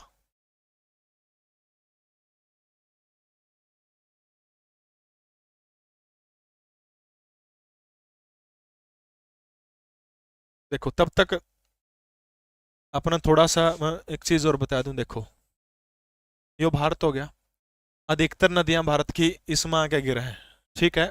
ऊपर तक ब्रह्मपुत्र आएगी नु, बंगाल की खाड़ी में आके गिरे। ये कौन सी दिशा होगी, साइड पूर्व की ओर बहने वाली नदियां होंगी। जो नदियां इस साइड आके अरब सागर के अंदर आकर गिरती हैं, ठीक है, वो किसका निर्माण करती हैं, याद रखना, एस्च्यूरी, एस्च्यूरी का निर्माण करती हैं। इस साइड जो भी नदी आके गिरेगी वो किसका निर्माण करेंगी, इस साइड आके डेल्टा का निर्माण करेगी, ठीक है।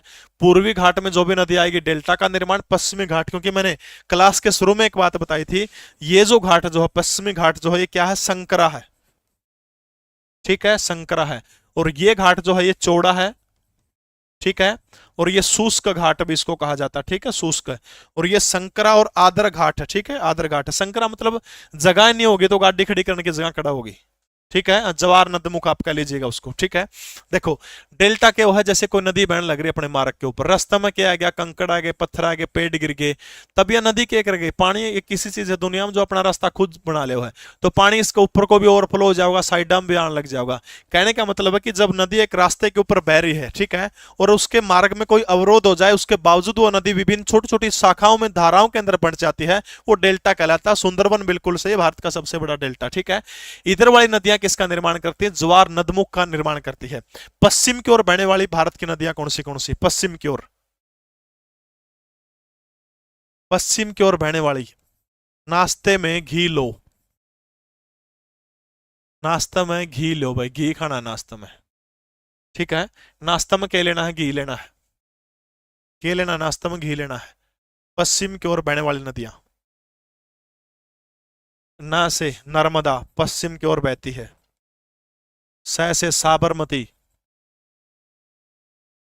ता से ताप्ती या फिर ताप्ती नदी बात एक ही है, मैं से माही नदी पश्चिम की ओर बहती है, गी से घग्गर नदी, घग्गर नदी पश्चिम की ओर बहती है, लय से लूणी नदी, ठीक है।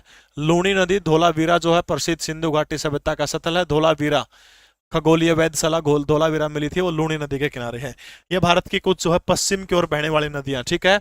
नाश्ते में घी लो, नर्मदा, साबरमती, तापी, मैं से माही, घी से गग्गर, लू से कौन सी होगी, लूणी नदी। ये कौन सी साइड बहती है, पश्चिम की ओर। पेरियार नदी भी पश्चिम की ओर बहती है। ये सौदा समझ में आएगा सबका उरे। चलिए भाई शाबाश, समझ में आएगा तो ऊपर चालू मैं भी। देखो ये वो ग्लेशियर कौन सा, सतोपंथ कह लीजिए, सतपथ भी लिखा मिल जाएगा। अलकनंदा नदी सतोपंथ से निकलती है, भागीरथी नदी खरा ग्लेशियर से निकलती है। अच्छा, अलकनंदा और भागीरथी इन दोनों का, अलकनंदा और भागीरथी जो इन दोनों का मिलन कौन सी जगह पर होता है, बिल्कुल राजस्थान के रण के अंदर जाकर के लूणी नदी क्या हो जाती है, गायब हो जाती है। अलकनंदा और भागीरथी इन दोनों का मिलन कहां पर होता है, फटाफट बताइएगा शाबाश। अलकनंदा और भागीरथी इन दोनों का मिलन कहां पर होता है, फटाफट बताने का काम करिएगा। बहुत दिन हो गए भाई मैप बनाए, गलत बन जाओ तो धमकाइयो ना, कदे हम खाओ कर जो। गंगोत्री, गंगोत्री से नदी निकलती है, नदी का नाम क्या, गंगा, ठीक है। इस तरह से होके इस तरह से बांग्लादेश में जाती है, उसके बाद कहाँ चली जाती है, बंगाल की खाड़ी में चली जाती है, ठीक है। गंगा बिल्कुल देवप्रयाग में मिलती है, देवप्रयाग में ही इसका नाम अलकनंदा और भागीरथी जब दोनों नदियां देवप्रयाग में मिल जाती हैं तब उसका नाम गंगा पड़ता है। अलकनंदा और भागीरथी पीछे से इस तरह से दो नदियां ये इस तरह से एक खरक से एक सत्तोपंथ से मिलकर के यहाँ मिलती हैं देवप्रयाग के अंदर। और जैसे नदी देवप्रयाग के अंदर मिल जाती है इसका नाम क्या पड़ जाता है, गंगा इसका नाम पड़ जाता है। समझ में आ गई बात। अच्छा, प्रश्न मेरा यू बनाने का के मैप था कि एक प्रश्न आया था कि भारत की सबसे लंबी नदी गंगा जो है भारत के किस राज्य में सबसे ज्यादा बहती है, गंगा सबसे ज्यादा किस राज्य के अंदर बहती है, यूके उत्तराखंड के अंदर गंगा बहती है 450 किलोमीटर। ये उत्तराखंड के बाद आपने याद रखना उत्तर प्रदेश, याद रखना उत्तर प्रदेश के अंदर लगभग 1000 किलोमीटर गंगा की लंबाई है, बस यह बात याद रखनी है। उत्तर प्रदेश के अंदर गंगा की लंबाई कितनी है, 1000 किलोमीटर आपने याद रखना है। उत्तर प्रदेश के अंदर जो है गंगा की नदी लंबाई कितनी है, 1000। गंगा की सहायक नदियां कौन सी है, गंडक है, सोम है, काली है, यमुना है, कोसी नदी है, कोसी, कोसी नदी, ठीक है। देखो बिहार का शोक किस नदी को कहा जाता है, बिहार का शोक कोसी नदी को। बंगाल का शोक किस नदी को कहा जाता है, दामोदर नदी को, दामोदर नदी को बंगाल का शोक। असम का शोक किसको कहा जाता है? ब्रह्मपुत्र नदी को, ब्रह्मपुत्र नदी को, ठीक है। राजस्थान का शोक किसको कहा जाता है? राजस्थान का शोक घग्गर नदी को, घग्गर नदी को, ठीक है। बिहार का शोक कोसी नदी को, बंगाल का शोक दामोदर नदी को, असम का शोक ब्रह्मपुत्र नदी को, राजस्थान का शोक किसको कहा जाता है? घग्गर नदी को कहा जाता है। कुरुक्षेत्र का शोक कौन सी नदी को कहा जाता है? कुरुक्षेत्र का शोक किस नदी को कहा जाता है?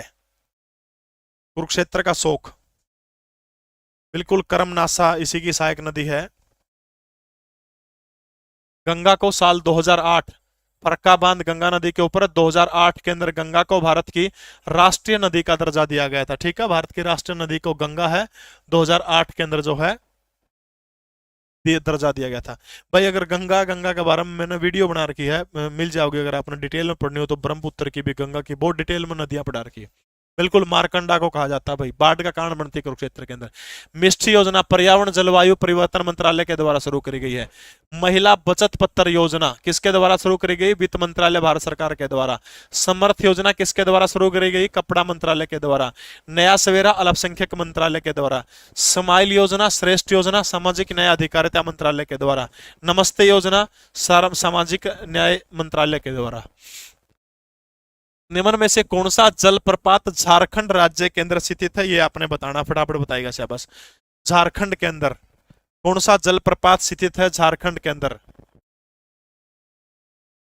दूध सागर जलप्रपात कहां पर है? आपने याद रखना है, मांडवी नदी पड़ती है गोवा के अंदर, ठीक है। मांडवी नदी, इसी मांडवी नदी के ऊपर जो है कौन सा है? दूध सागर है, ठीक है। चूलिया जलप्रपात, जैसे चूलिया जैसे चंबल नदी के ऊपर है, चंबल। और जगह पूछे तो राजस्थान के अंदर है, राजस्थान के अंदर। हुंडरू जलप्रपात सवर्ण रेखा नदी के ऊपर है, सवर्ण रेखा, सवर्ण रेखा नदी के ऊपर है। हुंडरू जलप्रपात कहां पड़ता है? झारखंड के अंदर पड़ता है। जोग जलप्रपात जो है याद रखना है, सॉरी झारखंड के अंदर पूछ रहे क्या तो हुंडरू आ गया, ठीक है। झारखंड के अंदर कौन सा है? हुंडरू जलप्रपात जो है झारखंड के अंदर पड़ता है। जोग जलप्रपात कहां पड़ता है? शरावती नदी के ऊपर है, शरावती नदी, शरावती नदी के ऊपर है। और याद रखना भारत के किस राज्य के अंदर है? कर्नाटका राज्य के अंदर, ठीक है। तो हुंडरू जलप्रपात जो है वो झारखंड के अंदर है, सवर्ण रेखा नदी के ऊपर, ठीक है। तो दूध सागर मांडवी नदी के ऊपर है। कर्नाटका और गोवा के बीच में सीमा बनाने का काम कौन सा जलप्रपात करता है? तो याद रखना कर्नाटक व गोवा के बीच में सीमा बनाने का काम कौन सा जलप्रपात करता है? दूध सागर मांडवी नदी के किनारे है। जोग जलप्रपात जो है शरावती नदी के किनारे, शरावती नदी के ऊपर है, कर्नाटका। हुंडरू जलप्रपात कौन सी नदी बनाती है? सवर्ण रेखा, झारखंड के अंदर। चूलिया जैसे चंबल, और आपने याद रखना चंबल की घाटी। इन चीजों के लिए आपने किसको याद रखना है? भारत के राजस्थान राज्य को आपने याद रखना, ठीक है। ये जो दूधवा जलप्रपात जो है ये किस राष्ट्रीय उद्यान के अंदर, किस नेशनल पार्क के अंदर है? दूधवा, ये पूछा गया था, तो याद रखना मोल लेम नेशनल पार्क जो है गोवा के अंदर पड़ता है। मोललेम नेशनल पार्क के अंदर पड़ता है दूध सागर जलप्रपात। मांडवी नदी बनाती है। कर्नाटका और गोवा इन दोनों राज्यों के बीच में क्या करता है? सीमा बनाने का काम करता है। सिरकी जलप्रपात भारत के किस राज्य के अंदर? सिरकी, सिरकी जलप्रपात भारत के किस राज्य के अंदर? वो जलप्रपात होंगे जो आपने शायद ही कभी, बहुत कम आपकी आंखों के आगे आए होंगे, जो बार बार पूछे गए हैं सारे के सारे पिछली परीक्षाओं के अंदर। सिरकी।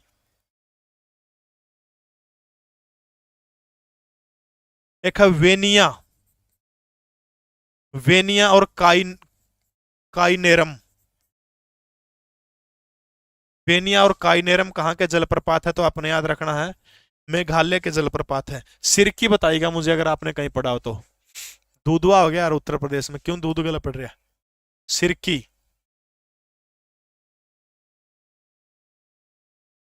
एक जलप्रपात है कुंचिकल जलप्रपात, बहुत इंपॉर्टेंट है कुंचिकल। सिरकी कहां पड़ता है?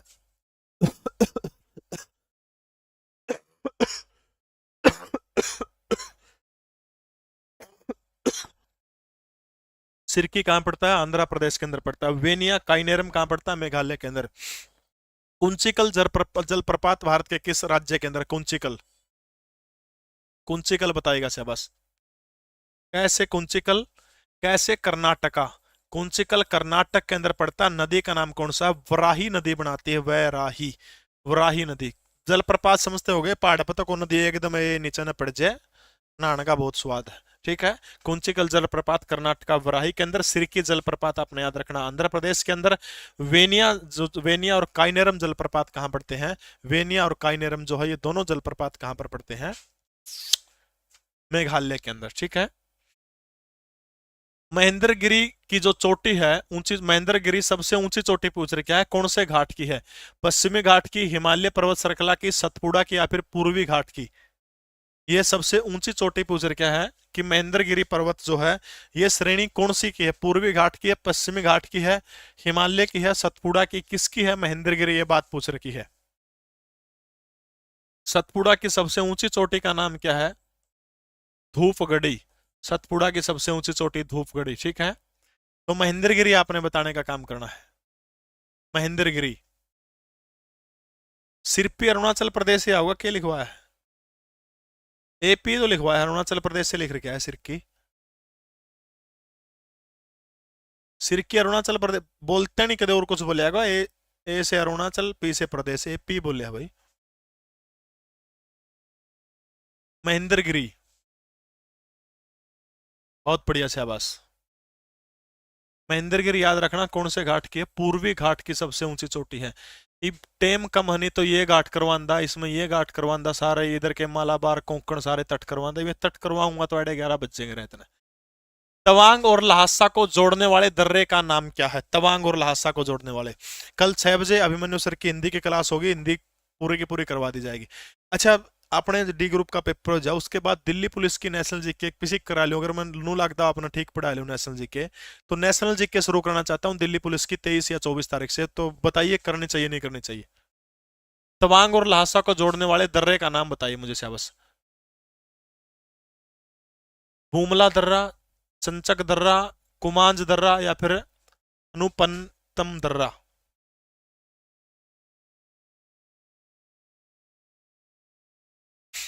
करवा दिया, करवा देंगे। दर्रा बेरा होगा पहाड़ के बीच में जो रास्ता है, उस दर्रे उसको जो है दर्रा बोला जाओ। ठीक है। 5-7 दर्या के नाम लिखूंगा मैं। सबसे पहले है बनिहाल दर्रा। बनिहाल दर्रा। दर्रा मतलब है ये पहाड़ हो गया, इस तरह काट के इसने इसके बीच में सड़क बन गई। देखो नहीं आप तब पहाड़ी इलाके में जाओ तो रोड, बीच में रोडो है, दोनों साइड पहाड़ो है। ठीक है। एक पहाड़ कौन सा पाओगा? पहाड़, उस पहाड़ को बीच में काट के उसको क्यों नाम दे दिया जाओ, उसके बीच का जो रास्ता जाओ। ठीक है। तो बिल्कुल दिल्ली पुलिस की क्लास जो भाई टेलीग्राम में जीके परवीन उड़ान में जुड़ रही है, और बता दूंगा दिल्ली पुलिस की क्लास जो है 8 बजे शुरू हो जाएगी अपनी। बनिहाल दर्रा में दर्रों के नाम लिखूंगा, फटाफट मुझे बताते चली जाएगा कि ये दर्रा किन किन को जोड़ने का काम करता है। लगभग दर्रे आज हम पढ़ने का काम कर लेंगे। ठीक है। सीप किला दर्रा, नाथुल्ला दर्रा, बारा लांच दर्रा। क्या रंगे तो बता दो जब तूने। 15 नंबर की आएगी ग्रुप डी के अंदर नेशनल जीके बेटा।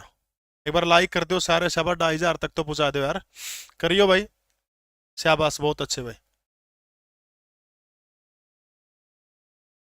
जोजुइला दर्रा, लिपुलेख दर्रा।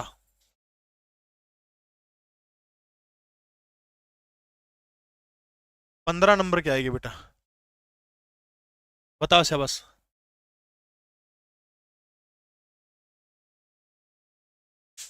खार दुगला, खार दुगला दर्रा, दीफू दर्रा, दीफू दर्रा। नाथुल्ला दर्रा किस किस को जोड़ने का काम करता है, किसके बीच में रास्ता बनाने का काम करता है, ये पूछा बेटा आपसे। सबसे पहले बनिहाल दर्रा किस किस को जोड़ता है? बनिहाल दर्रा श्रीनगर व जम्मू को जोड़ने का काम करता है। श्रीनगर और जम्मू को। सीप किला दर्रा फटाफट बताइएगा शाबाश। हाँ, हिमाचल प्रदेश मान लिया। सीप किला दर्रा किस किस को जोड़ने का काम करता है? हिमाचल प्रदेश और तिब्बत। नाथुला दर्रा सिक्किम व चीन। बारालांच, बारालांच दर्रा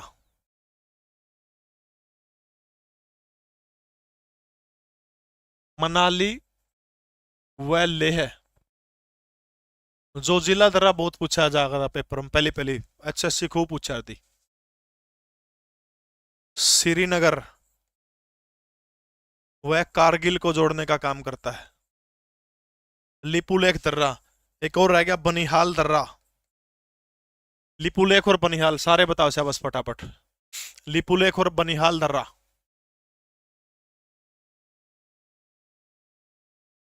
यार मैं क्या पूछने लग रहा हूँ, जो चीज पूछे हो आप बता देनी। एचएससी वाले सरकारी नंबर मेरा पेज है, अगर आपका कोई भी एडमिट कार्ड में दिक्कत है, एचएससी के आपने चेयरमैन से बात करनी है, या फिर एग्जाम कंट्रोलर से बात करनी है, या फिर एनटीए से बात करनी है, आप मेरा पेज है प्रवीण उड़ान के नाम से, पब्लिक फिगर में पीछे ब्लू टिक लगा मिलेगा, उसके ऊपर मैंने आज ही एक वीडियो और बनाई, कैसे आप नकल रोक सकते हैं, कैसे मेरिट डाउन जाएगी, उसके ऊपर आप प्रवीण उड़ान फेसबुक खोल के देख लेना, वहां मिल जाएगा, उस पर सारे के सारे नंबर भी दिए गए हैं। लिपुलेख दर्रा बताएगा, सरकारी नंबर दे रखे मैंने सारे, उसके ऊपर देख लियो। लिपुलेख दर्रा किसके बीच में है? उत्तराखंड और तिब्बत को जोड़ने का काम करता है लिपुलेख दर्रा। बनिहाल दर्रा। बनिहाल दर्रा। बनिहाल दर्रा। बनिहाल तो बता दो यार, बहुत बार रोजे आओ है अखबार में, रोजे पढ़ो बनिहाल दर्रा पर सड़क बंद होगी, फलाना तिकड़ा काम हो गया।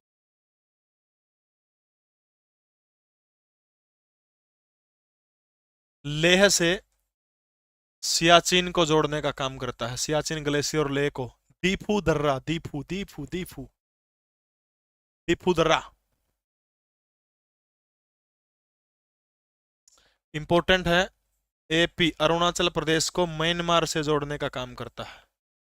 और वो दर्रा कौन सा है? जो तिब्बत के तवांग और तवांग, अरुणाचल प्रदेश के तवांग और लहासा को जोड़ने का काम करता है। बामुला दर्रा, या फिर कई बार इसका नाम बोमडिला दर्रा भी आ जाओ, बोमडिला दर्रा। ठीक है। नाथुला दर्रा किससे जोड़ता है? तो नाथुला दर्रा चीन और सिक्किम के बीच में है। ठीक है, सिक्किम और चीन के, याद रखना है, ये नॉर्थ ईस्ट का जो है प्रमुख व्यापारिक दर्रा है। चीन से माल जो है इसी में हो, लेकिन चीन ने अब तो शायद इसको बंद कर रखा है। निम्नलिखित में से किस दर्रे को जम्मू और श्रीनगर को जोड़ने वाले गेटवे के रूप में जाना जाता है? जम्मू और श्रीनगर को जोड़ने वाला गेटवे का दर्रा जो है, कौन सा दर्रा, उस दर्रे का नाम पूछ रखा है। तो फटाफट बताइएगा वो दर्रा कौन सा? बनिहाल दर्रा है। ठीक है, बनिहाल दर्रा जो है जम्मू और कश्मीर का बीचों बीच जो सड़क जो है, बनिहाल दर्रा किस किस को जोड़ने का काम करता है? जम्मू और श्रीनगर को। और ये जो इसको जोड़ने वाले गेटवे के रूप में इस दर्रे को जाना जाता है। ठीक है। किस भारतीय राज्य को माझा, दोआबा या फिर मालवा क्षेत्रों के अंदर बांटने का काम किया गया है? फटाफट बताइएगा कि वो भारतीय क्षेत्र कौन सा है जिसको जो है माझा, दोआबा या फिर मालवा क्षेत्रों के अंदर बांटने का काम किया गया है। डाबर वालों ने शायद मुझे कुछ पैसे देने चाहिए कि लाइव क्लास में 2,500 बच्चे करीब जुड़ रहे हैं, उनकी प्रमोशन में कर रहा हूँ। बनिहाल तो जालिया।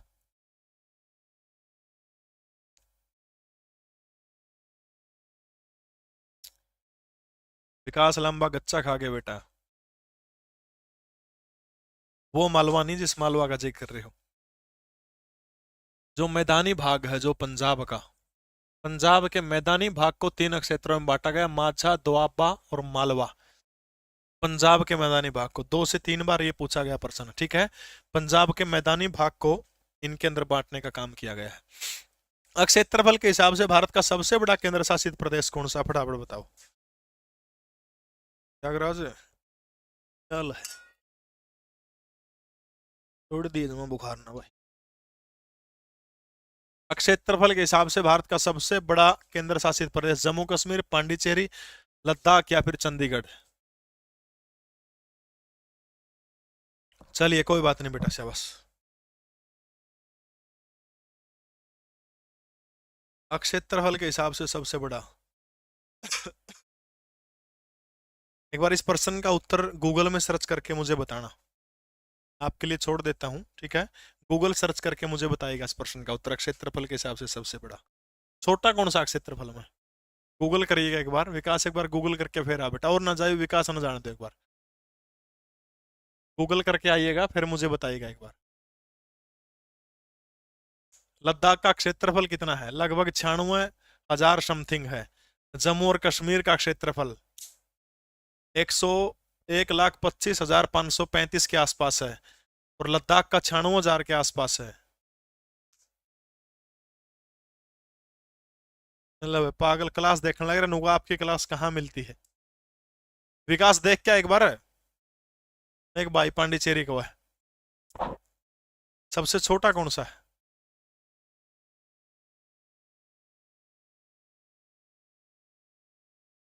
सालसेट द्वीप भारत के किस राज्य में? केरल, महाराष्ट्र, तमिलनाडु, आंध्र प्रदेश। केरला, तमिलनाडु, महाराष्ट्र, आंध्र प्रदेश। सालसेट द्वीप भारत के किस राज्य के अंदर है?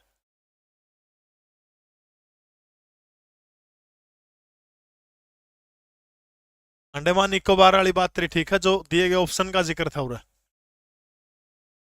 सालसेट द्वीप भारत के किस राज्य के अंदर है?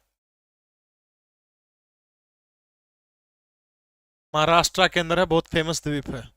ला भाई, निम्नलिखित में से कौन सा भारतीय राज्य है जिसकी सीमा नेपाल से नहीं लगती है? सिक्किम, बंगाल, असम या फिर उत्तराखंड। जी तो ऐसा करें, मैप बना के एक एक राज्य ने आपका अलग अलग दर्शाने का काम करूं, लेकिन समय कम है। मैं ज्योग्राफी आज से लगभग मान के चलिएगा 6-5 साल पहले ज्योग्राफी ही पढ़ा करता था। आर्थिक सर्वेक्षण का जो हरियाणा वाणी किताब, उसके अंदर बेटा दे रखा है। अब संभव नहीं है, पॉसिबल नहीं है। जिसकी सीमा नेपाल से नहीं लगती है? सिक्किम, पश्चिम बंगाल, असम या फिर उत्तराखंड। नेपाल से किस किस की सीमा नहीं लगती है? सबसे पहले आ जाइए, पाकिस्तान से भारत के किन किन राज्यों और केंद्र शासित प्रदेशों की सीमा लगती है? पंगुराज, ले पंगुराज। पंजाब, गुजरात, राजस्थान, लद्दाख। ठीक है, लद्दाख की सीमा भी लगा है। उसके बाद आ जाओ भारत का अगला पड़ोसी मुल्क, जिसका नाम क्या है? भूटान में आ जाओ। भूटान, भूटान। लो, आप भी आशिक।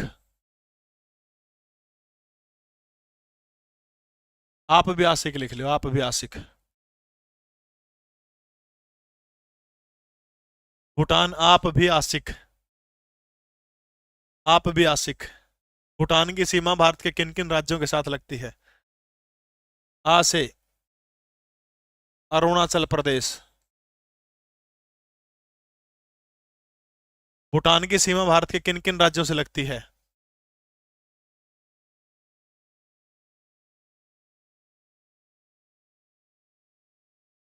असम, सिख से सिक्किम। एक रह गया, एक दो कौन सा रह गया? बंगाल, बिल्कुल सही है। भी से बंगाल।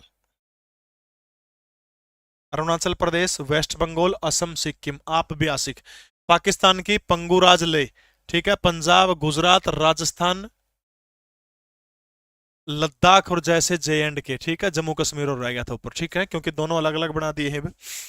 आप भी आशिक। अरुणाचल प्रदेश, वेस्ट बंगाल, असम और सिक्किम, ये कौन से हो गए? भूटान के हो गए।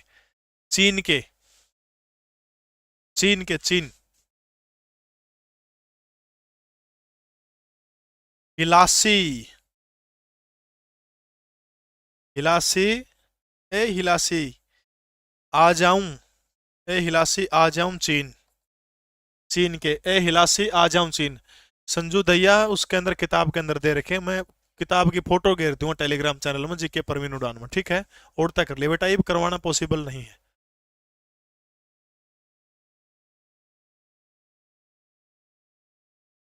HP हिमाचल प्रदेश। ला से लद्दाख। सी से सिक्किम। और बताओ रहा कौन से हैं चीन के साथ जिन जिन की सीमा लगा है?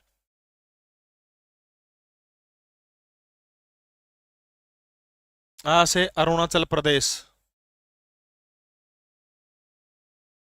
जा से JNK, जम्मू एंड कश्मीर। और कौन सा रह गया? हाँ, उत्तराखंड रह गया। जाऊं, ऊ से यू से UK बना ले, उत्तराखंड। ठीक है, उत्तराखंड। चीन के साथ किन किन की सीमा लगती है? हिलासी आ जाऊं, इला से आ जाऊं चीन, ठीक है। ही से हिमाचल प्रदेश, ला से लद्दाख, सी से सिक्किम, आ से अरुणाचल प्रदेश, जा से जम्मू और कश्मीर और यू से उत्तराखंड, ठीक है। इनकी सीमाएं किससे लगती है? चीन से लगती है। म्यांमार से भारत के किन किन राज्यों की सीमा लगती है? म्यांमार से मामी आना, मामी आना, आ से अरुणाचल प्रदेश, ना से नागालैंड, मामी आना। पहले वाले दो कौन से हैं? मामी से कौन से हैं? मणिपुर, और दूसरा कौन सा है? मिजोरम। मणिपुर मिजोरम, ठीक है। मामी आना, मणिपुर, मिजोरम, अरुणाचल प्रदेश, नागालैंड, ये सीमाएं किसकी लगती है? तो याद रखना है म्यांमार की सीमाएं लगती है, ठीक है। इसके बाद कौन सा रहेगा? नेपाल। नेपाल गला किस किस की सीमा लगा है? नेपाल का गला है यूपी की,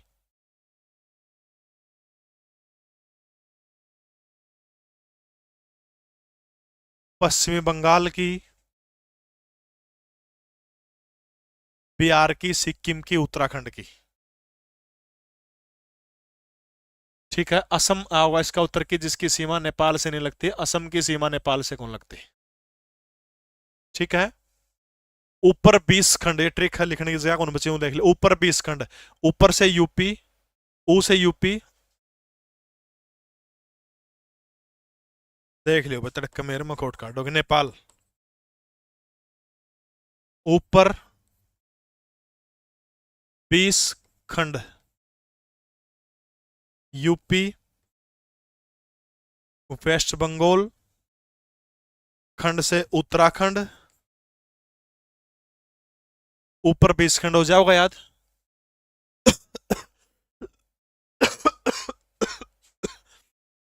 बी से बिहार और एस से एस के एम यानी सिक्किम।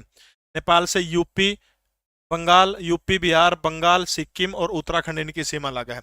अफगानिस्तान से किस किस सीमा लगती है? अफगानिस्तान, अफगानिस्तान, अफगानिस्तान से लद्दाख और जे एंड के, लद्दाख और जे एंड के की सीमा किसके साथ लगा है? अफगानिस्तान के लगा है। बांग्लादेश रह गया, फटाफट बता दो भाई। बांग्लादेश, बांग्लादेश आ मित्र बगल में,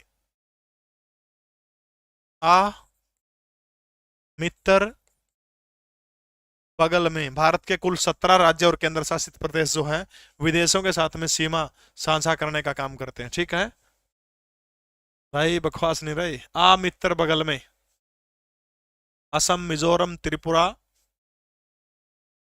आ से असम, मी से मिजोरम, टी से त्रिपुरा, बगल से बंगाल,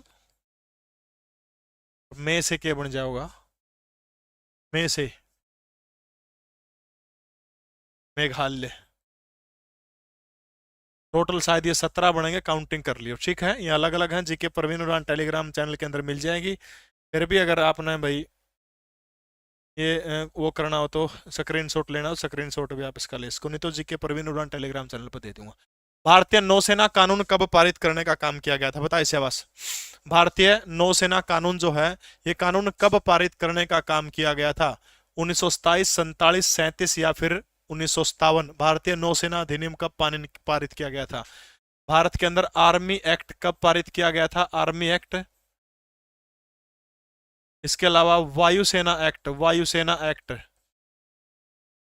और नौसेना एक्ट, तीनों एक्ट भारत में कब पारित किए गए थे? ठीक है। आर्मी और वायुसेना एक्ट 1950 के अंदर पारित किए गए थे। नौसेना एक्ट 1927 के अंदर पारित करने का काम किया गया था, ठीक है। सशस्त्र सेनाओं के प्रमुख सर्वोच्च सेनापति कौन है? द्रौपदी मुर्मू, संथाल जनजाति से संबंध रखती है, स्वतंत्र भारत में पहली राष्ट्रपति है और कुल मिलाकर के 15वें नंबर के राष्ट्रपति हैं। वायुसेना अध्यक्ष कौन है? वी आर चौधरी है, 27वें नंबर के। नौसेना अध्यक्ष कौन है? आर हरि कुमार है, 25वें नंबर के। थल सेना अध्यक्ष मनोज कुमार पांडे 29वें नंबर के हैं। सीडीएस कौन है? लेफ्टिनेंट अनिल चौहान दूसरे नंबर के हैं। पहले वाले कौन थे जिनकी मृत्यु होगी? जनरल बिपिन रावत हैं। सैन्य अभियान के महानिदेशक लेफ्टिनेंट मनोज कुमार कटियार जो है सैन्य अभियान के महानिदेशक हैं। निम्नलिखित देशों में से कौन सा देश संयुक्त राष्ट्र संघ की स्थायी सुरक्षा परिषद का सदस्य नहीं है? स्थायी सुरक्षा परिषद का सदस्य कौन सा नहीं है? एक आपने ट्रिक याद रखनी है, ट्रिक क्या है, रूस का फेस, रूस का फेस। 5 देश हैं जो स्थायी सदस्य हैं, ठीक है, 5 देश हैं स्थायी सदस्य हैं, 10 अस्थायी सदस्य होते हैं, 10, ठीक है। और अस्थायी सदस्यों का कार्यकाल फटाफट बताइए कि कितने साल का होता है। रूस का फेस रूस हो गया, एफ से कौन सा हो गया, फ्रांस जो स्थायी सदस्य है, ए से अमेरिका, सी से चीन, और ई से इंग्लैंड। इसमें एक समस्या है, जब भी किसी नए देश को इसके अंदर शामिल होना हो तो पांचों की सहमति होनी जरूरी है, लेकिन अब जो है चीन कतई कभी नहीं मानेगा कि भारत इसके अंदर शामिल हो, तो चीन कभी नहीं सहमति करता है। अमेरिका इंग्लैंड दोनों सहमत है, फ्रांस कुछ हद तक सहमत है, रूस को भी सहमत हो सकता है, लेकिन ये कभी नहीं मानेगा, ठीक है। तो रूस का पेश, रूस, फ्रांस, अमेरिका, चाइना, इंग्लैंड, रूस, फ्रांस, अमेरिका, चाइना, इंग्लैंड, ये वो देश हैं जो स्थायी सदस्य हैं। भारत जो है इसका स्थायी सदस्य नहीं, अस्थायी सदस्य बनता रहता है, याद रखना है। 2 साल का कार्यकाल अस्थायी सदस्यों का होता है, 10 होते हैं। तो सुरक्षा परिषद के अंदर आपने याद रखना है, टोटल सदस्य 15 होते हैं, 5 सदस्य स्थायी होते हैं, 10 अस्थायी होते हैं। संसार का पुलिसमैन किसको कहा जाता है, चाइना को नहीं मानना रहे, संसार का पुलिसमैन किसको कहा जाता है। निम्न में से किस संशोधनों को भारत का लघु संविधान भी कहा जाता है, भारत का mini constitution of India, which is constitutional amendment known as mini constitution of India. आएगी नहीं अंग्रेजी अपने।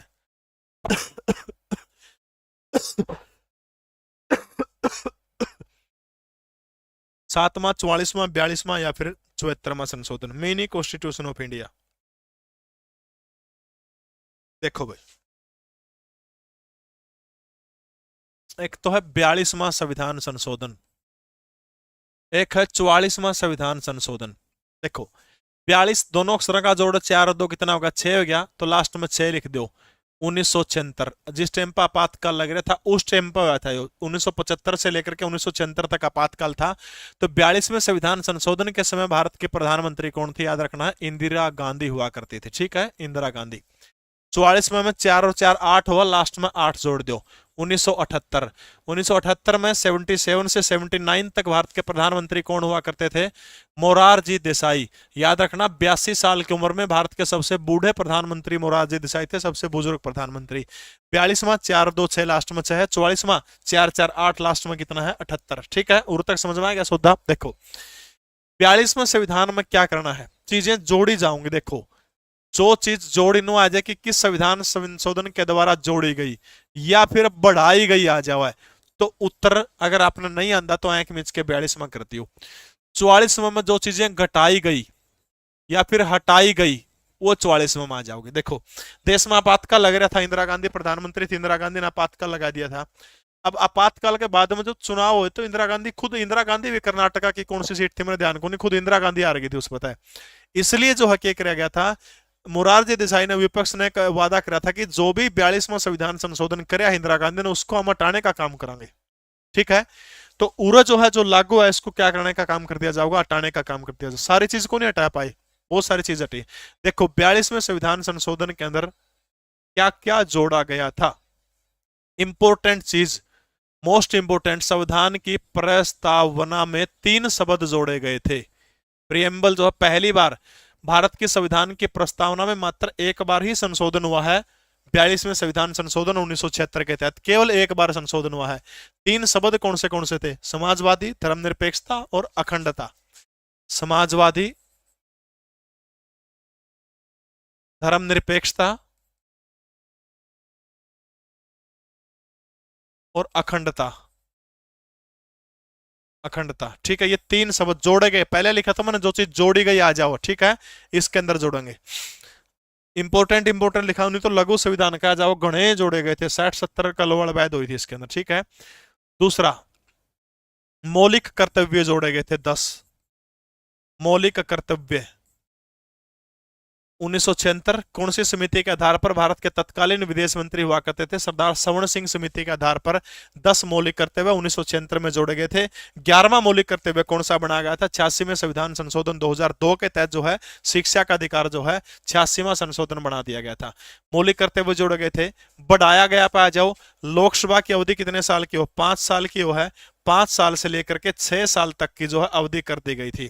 तीसरा हो गया चौथा, राष्ट्रपति जो है, राष्ट्रपति को मंत्रिमंडल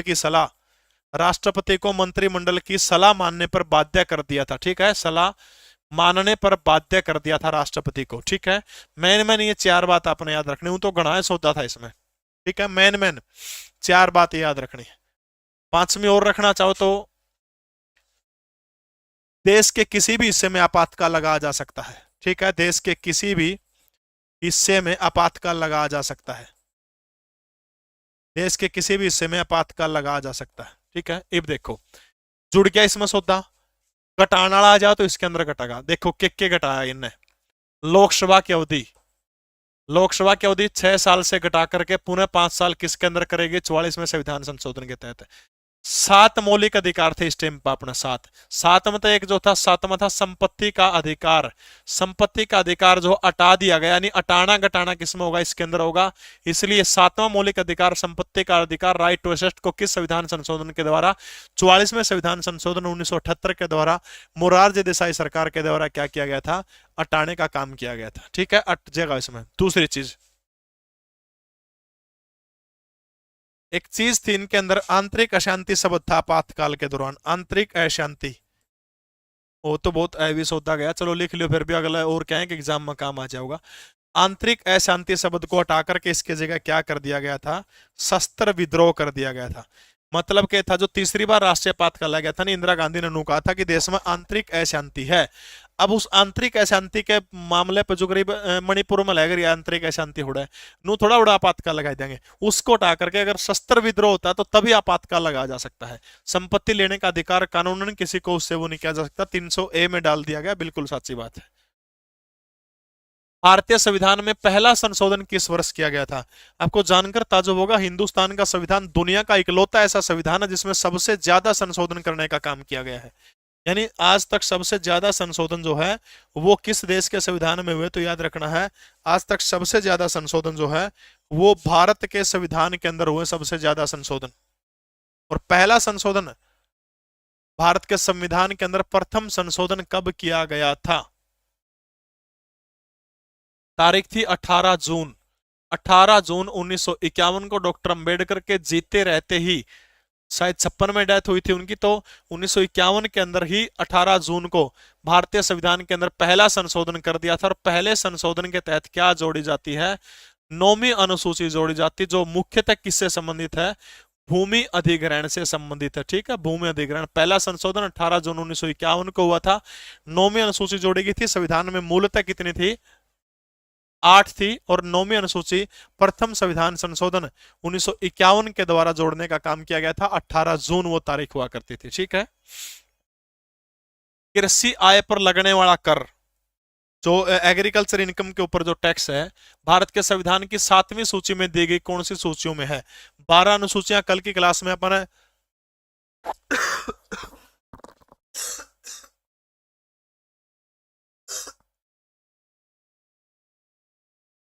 12 अनुसूचियों का जिक्र किया था। 12 अनुसूचियों में से जो है 7वीं अनुसूची में क्या दिया गया? 3 सूचियों का जिक्र किया गया है। संघ सूची, जिसके ऊपर कानून बनाने का अधिकार केंद्र सरकार को होता है। समवर्ती सूची, जिसके ऊपर ऑस्ट्रेलिया से ली गई थी। समवर्ती सूची किससे ली गई थी? ऑस्ट्रेलिया से लेने का काम किया गया था। समवर्ती सूची, जिसके ऊपर दोनों मिलकर के कानून बना सकते हैं। राज्य सूची के ऊपर कानून बनाने का अधिकार किसको होता है? राज्य सरकार को होता है। ठीक है, सबसे पहले संघ सूची के अंदर मूल विषय कितने हैं? संघ सूची के अंदर विषय कितने हैं? राज्य सूची के अंदर विषय कितने हैं? और समवर्ती सूची के अंदर विषयों की संख्या वर्तमान में बताने कितनी कितनी है? संघ सूची, देखो केंद्र किस किस पर कानून बना होगा? कदे भी राज्य में विदेश मंत्री देखा है? तो नहीं होता, नहीं, क्योंकि राज्य का विदेश तक को मतलब है को नहीं होता। इसलिए विदेश का काम कौन करेगा? सरकार देखेगी। पाकिस्तान गला केस संबंध अपनाना मनोहर लाल खट्टर थोड़ा देखा, मोदी देखेगा। विदेश का काम हो गया, संघ का हो गया। राज्य में कदे रक्षा मंत्री देखा है? को नहीं होता, नहीं। रक्षा मंत्री, रेल मंत्री देखा है? को नहीं होता, नहीं। ये जो मंत्रालय मतलब ये केंद्र सरकार के हो गए। ठीक है, बिल्कुल भाई 100 विषय है संघ सूची के अंदर। ठीक है, संघ सूची के अंदर कितने विषय हैं? 100 विषय हैं।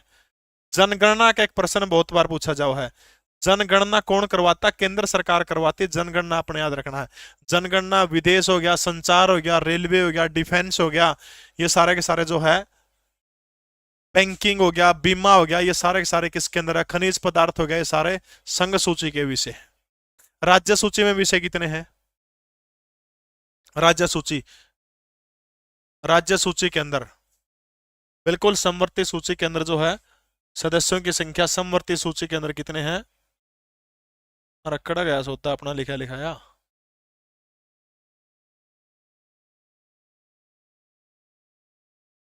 जानदार आया बकड़ा गया। संघ सूची के अंदर कितने हैं? 100 विषय हैं। राज्य सूची के अंदर विषय कितने हैं? समवर्ती सूची के अंदर समवर्ती 52, संघ के अंदर 100, राज्य सूची के अंदर बिल्कुल सही है। कितने विषय हैं? 61 विषय राज्य सूची के हैं। तो विषय जो था वो आयकर कृषि के ऊपर, वो राज्य सूची का था। निम्न में से किस केंद्र शासित प्रदेश को भारत में आंशिक राज्य का दर्जा दिया गया है? खुरुद नु पूछा है कि अंकिता वीरानी प्रियंका तुम कैसी हो? या तो ठीक से फुल्ला नहीं गाड़ी में बैठ के बिक जाएगी तेरे पर गांडा का लटके सोड़ पहन दे, कुछ नहीं दे रहा इन बातों में, अक्सर देख ले। पांडिचेरी बिल्कुल सही है। पांडिचेरी के अंदर जो है 1963 को जो है पांडिचेरी को भारत के आंशिक राज्य का दर्जा दिया गया था। पांडिचेरी के अंदर कौन होता है? उपराज्यपाल होता है पांडिचेरी के अंदर, ठीक है। जनवरी 2021 तक या फिर जनवरी 2023 के भी कौन सा चल रहा है अपना, अक्टूबर 2023 से तक कर लो। अक्टूबर 2023 तक किसी भी भारतीय राज्य की सबसे लंबे समय तक रहने वाली महिला मुख्यमंत्री का नाम क्या है? सुचेता कृपलानी उत्तर प्रदेश की, यूपी की पहली मुख्यमंत्री थी। जन्म कहां पर हुआ था? हरियाणा के अंबाला जिले के अंदर हुआ था, ठीक है। जेबी कृपलानी की पत्नी हुआ करती थी, मैंने जिक्र किया था, गांधी ब्यातनाट्य था।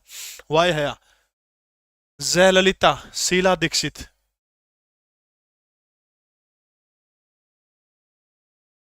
देखो भारत में सबसे लंबे समय तक रहने वाला बंदा कौन है? सबसे लंबे समय तक रहने वाला मुख्यमंत्री कौन है? सबसे लंबे समय तक रहने वाला मुख्यमंत्री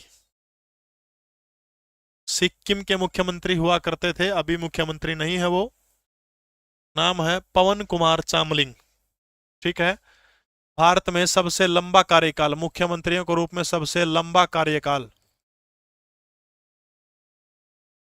किसका है? पवन कुमार चामलिंग का, ठीक है। पवन कुमार चामलिंग सिक्किम के मुख्यमंत्री हुआ करते थे, लगातार 24 साल का इनका लंबा रिकॉर्ड है। नंबर 2 के ऊपर नवीन पटनायक, नवीन पटनायक, ठीक है। नवीन पटनायक का 23 साल का रिकॉर्ड है लगातार। यह चीज आपने याद रखनी है कि सबसे लंबा, ये तो अभी मुख्यमंत्री नहीं है, वर्तमान में मुख्यमंत्री सबसे लंबा नु पूछ नहीं, भारत के किस राज्य का मुख्यमंत्री वर्तमान में सबसे लंबी पारी खेल चुका, सबसे लंबा। तो वर्तमान का सबसे लंबा अपने याद रखना है नवीन पटनायक, वर्तमान के भी मुख्यमंत्री हैं और 23 साल इनको हो चुके हैं, ठीक है। 23 साल तक मुख्यमंत्री रहने का रिकॉर्ड नवीन पटनायक के नाम है, ठीक है। अगर नु आ जाए कि सर्वाधिक बार, सबसे अधिक बार मुख्यमंत्री बनने का रिकॉर्ड किसके नाम पर है? सर्वाधिक बार तो याद रखना है बिहार के मुख्यमंत्री नीतीश कुमार। 8 बार सीएम की शपथ लेने का काम किया नीतीश कुमार। करुणानिधि जयललिता के नाम 6 बार, ओम प्रकाश चौटाला के नाम 5 बार शपथ लेने का रिकॉर्ड है।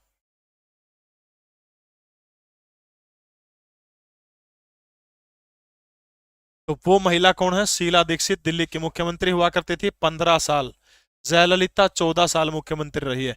तो शीला दीक्षित महिलाओं में सबसे नंबर 1 के ऊपर है, और पुरुषों में पवन कुमार चामलिंग, पुरुषों में दूसरे नंबर के ऊपर नवीन पटनायक, महिलाओं में दूसरे नंबर के ऊपर सुश्री जयललिता, ठीक है।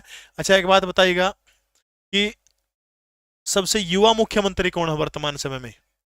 याद रखना अरुणाचल प्रदेश के जो पेमा खांडू जो है, मात्र 44 साल की उम्र है। पेमा खांडू 2016 से लगातार मुख्यमंत्री हैं, 2016 से पेमा खांडू सबसे युवा मुख्यमंत्री हैं।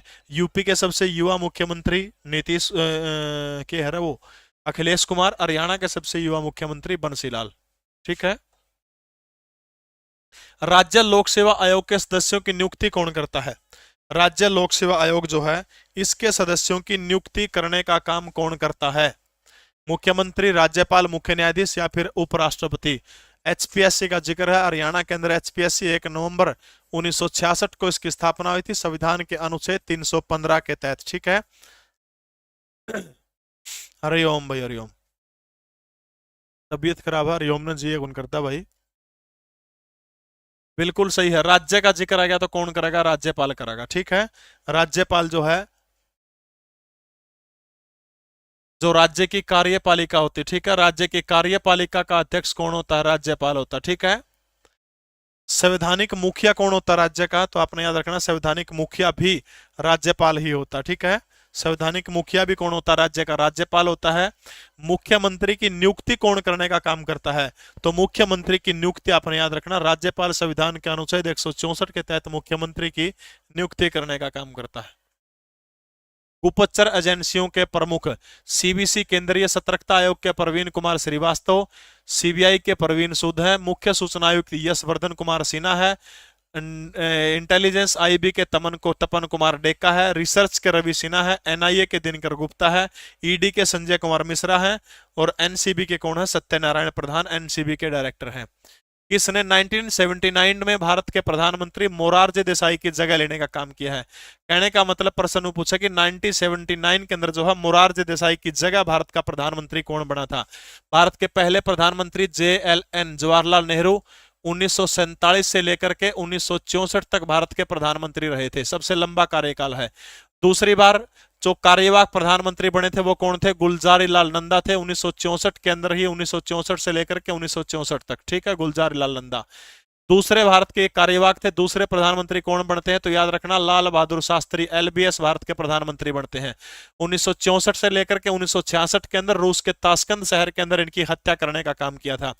लाल बहादुर शास्त्री की हत्या के बाद में जो है गुलजारी लाल नंदा दोबारा से फिर कार्यवाहक प्रधानमंत्री बनते हैं, इसलिए गुलजारी लाल नंदा 2 बार कार्यवाहक प्रधानमंत्री बनने वाले शख्स हैं। तीसरी प्रधानमंत्री कौन बनती है? आईजी बनती है श्रीमती इंदिरा गांधी 1966 से लेकर के आपातकाल तक 1977 तक लंबे समय तक भारत की प्रधानमंत्री रहती है। आपातकाल जैसे खत्म होता, चुनाव होते हैं, इंदिरा गांधी खुद हार जाती हैं और देश के चौथे प्रधानमंत्री व्यक्तिगत रूप से यहां पर कौन बनते हैं? मोरारजी देसाई। मोरारजी देसाई 97 से लेकर के 79 तक भारत के प्रधानमंत्री मोरारजी देसाई थे। यहां पर मोरारजी देसाई की सरकार गिर जाती क्योंकि मोरारजी देसाई की सरकार के अंदर एक व्यक्ति भारत का उप प्रधानमंत्री हुआ करते थे, चौधरी चरण सिंह। ठीक है, और यहां पर इनकी सरकार गिर जाती है। ठीक है, और तब जो है चौधरी चरण सिंह क्या करते हैं? भारत के अगले प्रधानमंत्री बनते हैं, 5वें प्रधानमंत्री चौधरी चरण सिंह। चरण SCS लिख दिया, चरण सिंह। 1979 से लेकर के 1980 तक जो है ये भारत के प्रधानमंत्री रहे थे। ये चीज आपने याद रखनी है। लोकसभा के एक भी दिन जिसने लोकसभा का सामना नहीं किया वो शख्स कौन है? एक भी दिन लोकसभा के अंदर नहीं जा पाए, मात्र 24 दिन तक ये प्रधानमंत्री रहे थे सिर्फ। दूसरा सबसे छोटा कार्यकाल इन्हीं का है। सबसे छोटा कार्यकाल अटल बिहारी वाजपेयी मात्र 13 दिनों के लिए प्रधानमंत्री रहे। दूसरा सबसे छोटा कार्यकाल पूछे तो मोरारजी देसाई का है। 23 दिसंबर को इनके जन्मदिन पर राष्ट्रीय किसान दिवस मनाने का काम किया जाता है। ठीक है, 24 दिन में ही, क्योंकि बढ़ोलिया इंदिरा गांधी ने यू गई जाएगा न बोली चौधरी साहब मुख्यमंत्री बन जाओ और प्रधानमंत्री बन जाओ, पूरा समर्थन, फुल समर्थन। छोटे छोटे बाल रखा करती भी चौधरी साहब ले ले तुम ठीक के कंदी होगी, लुगाई के बड़ा मैं गया। 24 दिन हुए थे, 24वें दिन गप दिन ही सरकार समर्थन उल्टा ले लिया। समर्थन उल्टा लेंदे चुनाव में देश अपना सब कुछ भूल जाए है। इंदिरा गांधी ने कई बात ठाई कि 2 सरकारें बनी इस बीच में, बोले मेरे छोड़ने के बाद में ना तो मोरारजी देसाई कार्यकाल पूरा कर पाई और ना चौधरी चरण सिंह कार्यकाल पूरा कर जाए, मन नहीं वोट दे दो। फिर दोबारा से फिर इंदिरा गांधी सत्ता के अंदर आती है और 1980 से लेकर के टिल डेथ 1984 तक, 31 अक्टूबर तक वो भारत की प्रधानमंत्री 1984 तक रहती है। ठीक है, तो याद रखना कौन बने थे? चरण सिंह बने थे 1979 में भारत के प्रधानमंत्री। चौधरी चरण सिंह भारत के प्रधानमंत्री बने थे। ठीक है, चंद्रशेखर भारत के प्रधानमंत्री कब बने थे? 1984 तक कौन रहेगी? इंदिरा गांधी रहेगी। उसके तुरंत बाद फिर इंदिरा का बेटा बनता पायलट राजीव गांधी, जो है राजीव गांधी भारत के प्रधानमंत्री बनते हैं। 1984 से लेकर के 1989 तक जो है प्रधानमंत्री कौन रहा है? राजीव गांधी रहा है। इसके बाद चुनाव के अंदर राजीव गांधी सरकार को पूर्ण बहुमत नहीं मिलता है, किसी भी पार्टी को पूर्ण बहुमत नहीं मिलता है। तब जोड़ तोड़ करके जो है हरियाणा के एक शख्स चौधरी देवीलाल के सहयोग से केंद्र के अंदर एक सरकार बनाई जाती है जिसमें खुद उप प्रधानमंत्री बने थे। प्रधानमंत्री बनने का उनके पास मौका था। उसकी वीपी सिंह भारत के अगले प्रधानमंत्री बनते हैं 1989 से लेकर के 1990 तक। और 1990 के अंदर जो है वीपी सिंह क्या करते हैं, मंडल जो था, मंडल कमीशन की रिपोर्ट को लागू करने वाले प्रधानमंत्री वीपी सिंह बने थे। ठीक है, फिर वीपी सिंह की सरकार गिर जाती है, आखिर में राजीव गांधी चले जाते हैं चंद्रशेखर के पास में, और चंद्रशेखर को बोले तो समर्थन ले, सरकार बना काट से काट 1990 से 1991 तक। आपको पता है हरियाणा पुलिस के 2 सिपाहियों की वजह से केंद्र की सरकार गिर गई थी, किस किस को पता है? बिल्कुल, बलिया के बाबू, युवा तुर्क के नाम से इनको जाना जाता है। 1991 के अंदर जब वो भारत के प्रधानमंत्री बने थे, बलिया के बाबू चंद्रशेखर, उस टाइम पे नवाज शरीफ का दौरा था, मुझे आज भी याद है नवाज शरीफ का वो दौरा था। अधिकारी बोले जी आप नए नए प्रधानमंत्री बने हो, किसी और को मौका दे दीजिए बोलने का, आप ना मौका वो ना करो, क्योंकि बोले नवाज शरीफ तो मुझे भी खिलाड़ी है। नवाज शरीफ ने बोले यार प्रधानमंत्री मैं बोलू मैंगा, नवाज शरीफ ना होए बोलते न हो चाहे नया नया खिलाड़ी है। अंदर नवाज शरीफ बोले पाकिस्तान को जो है जम्मू कश्मीर पाकिस्तान का अभिन्न अंग है, हमें दे दीजिए।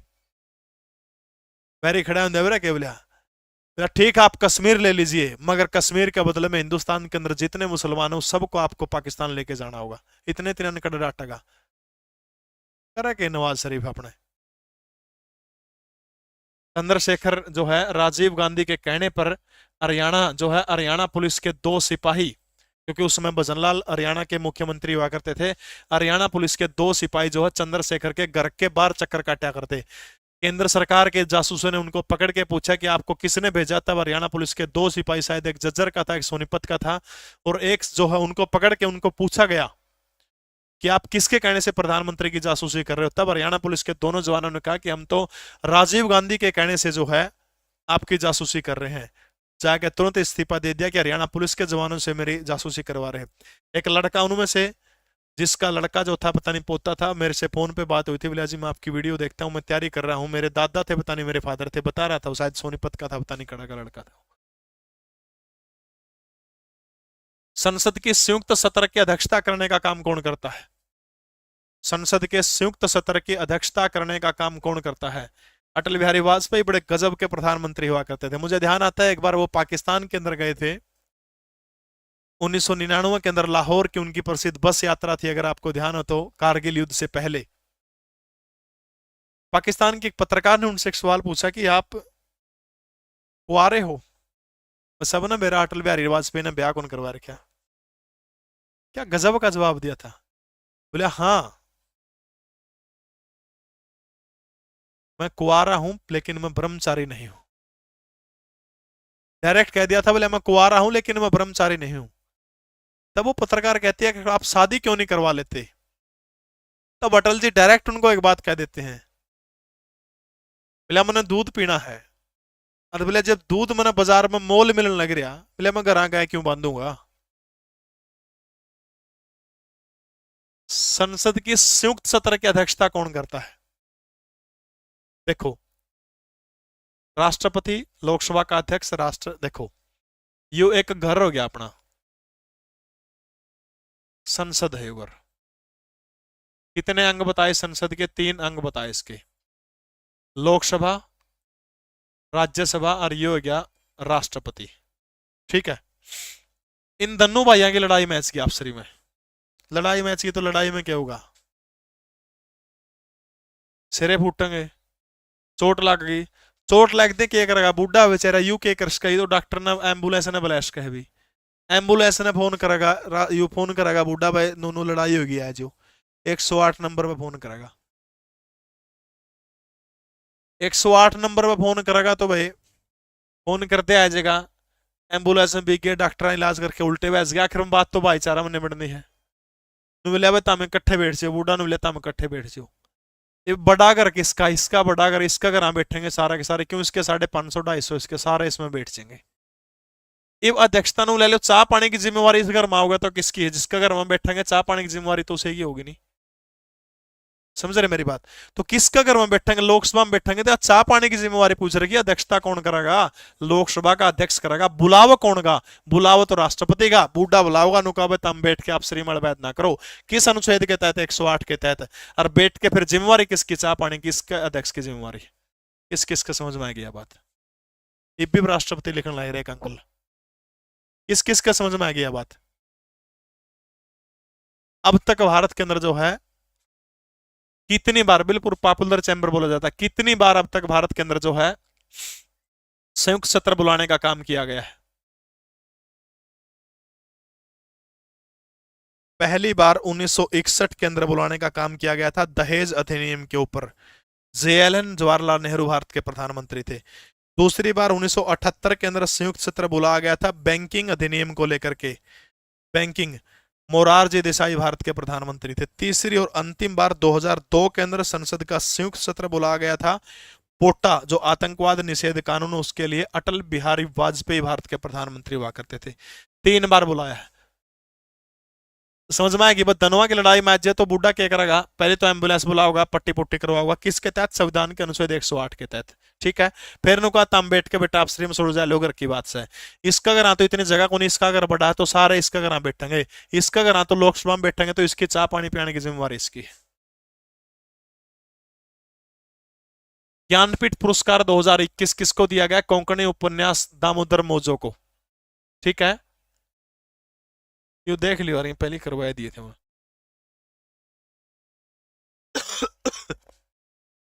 बांग्लादेश कब तक पाकिस्तान का हिस्सा था?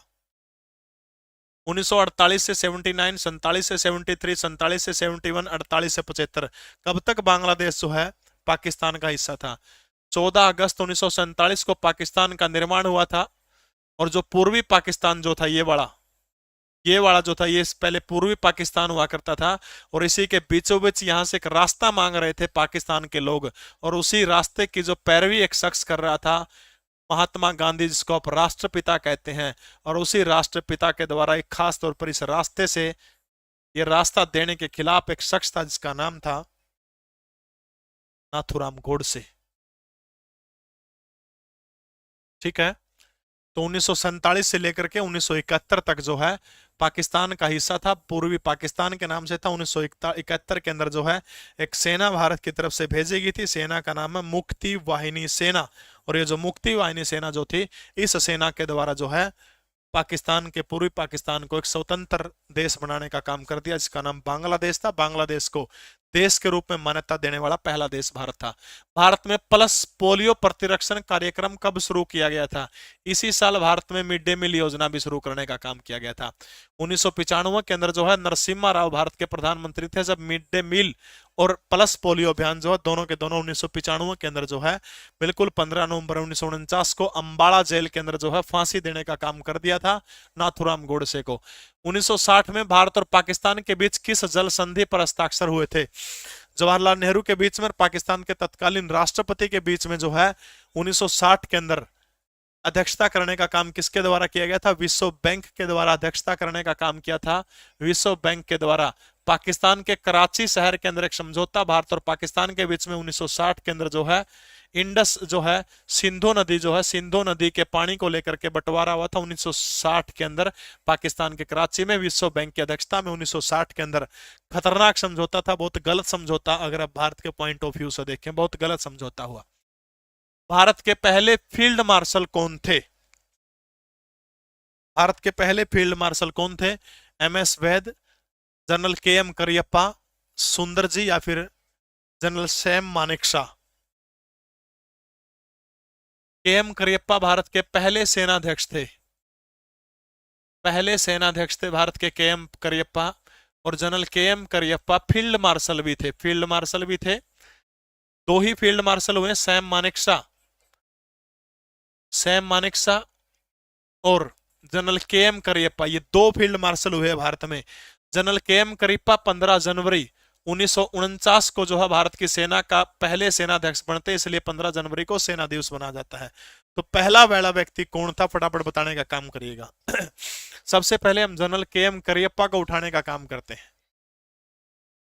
जनरल केएम करियप्पा,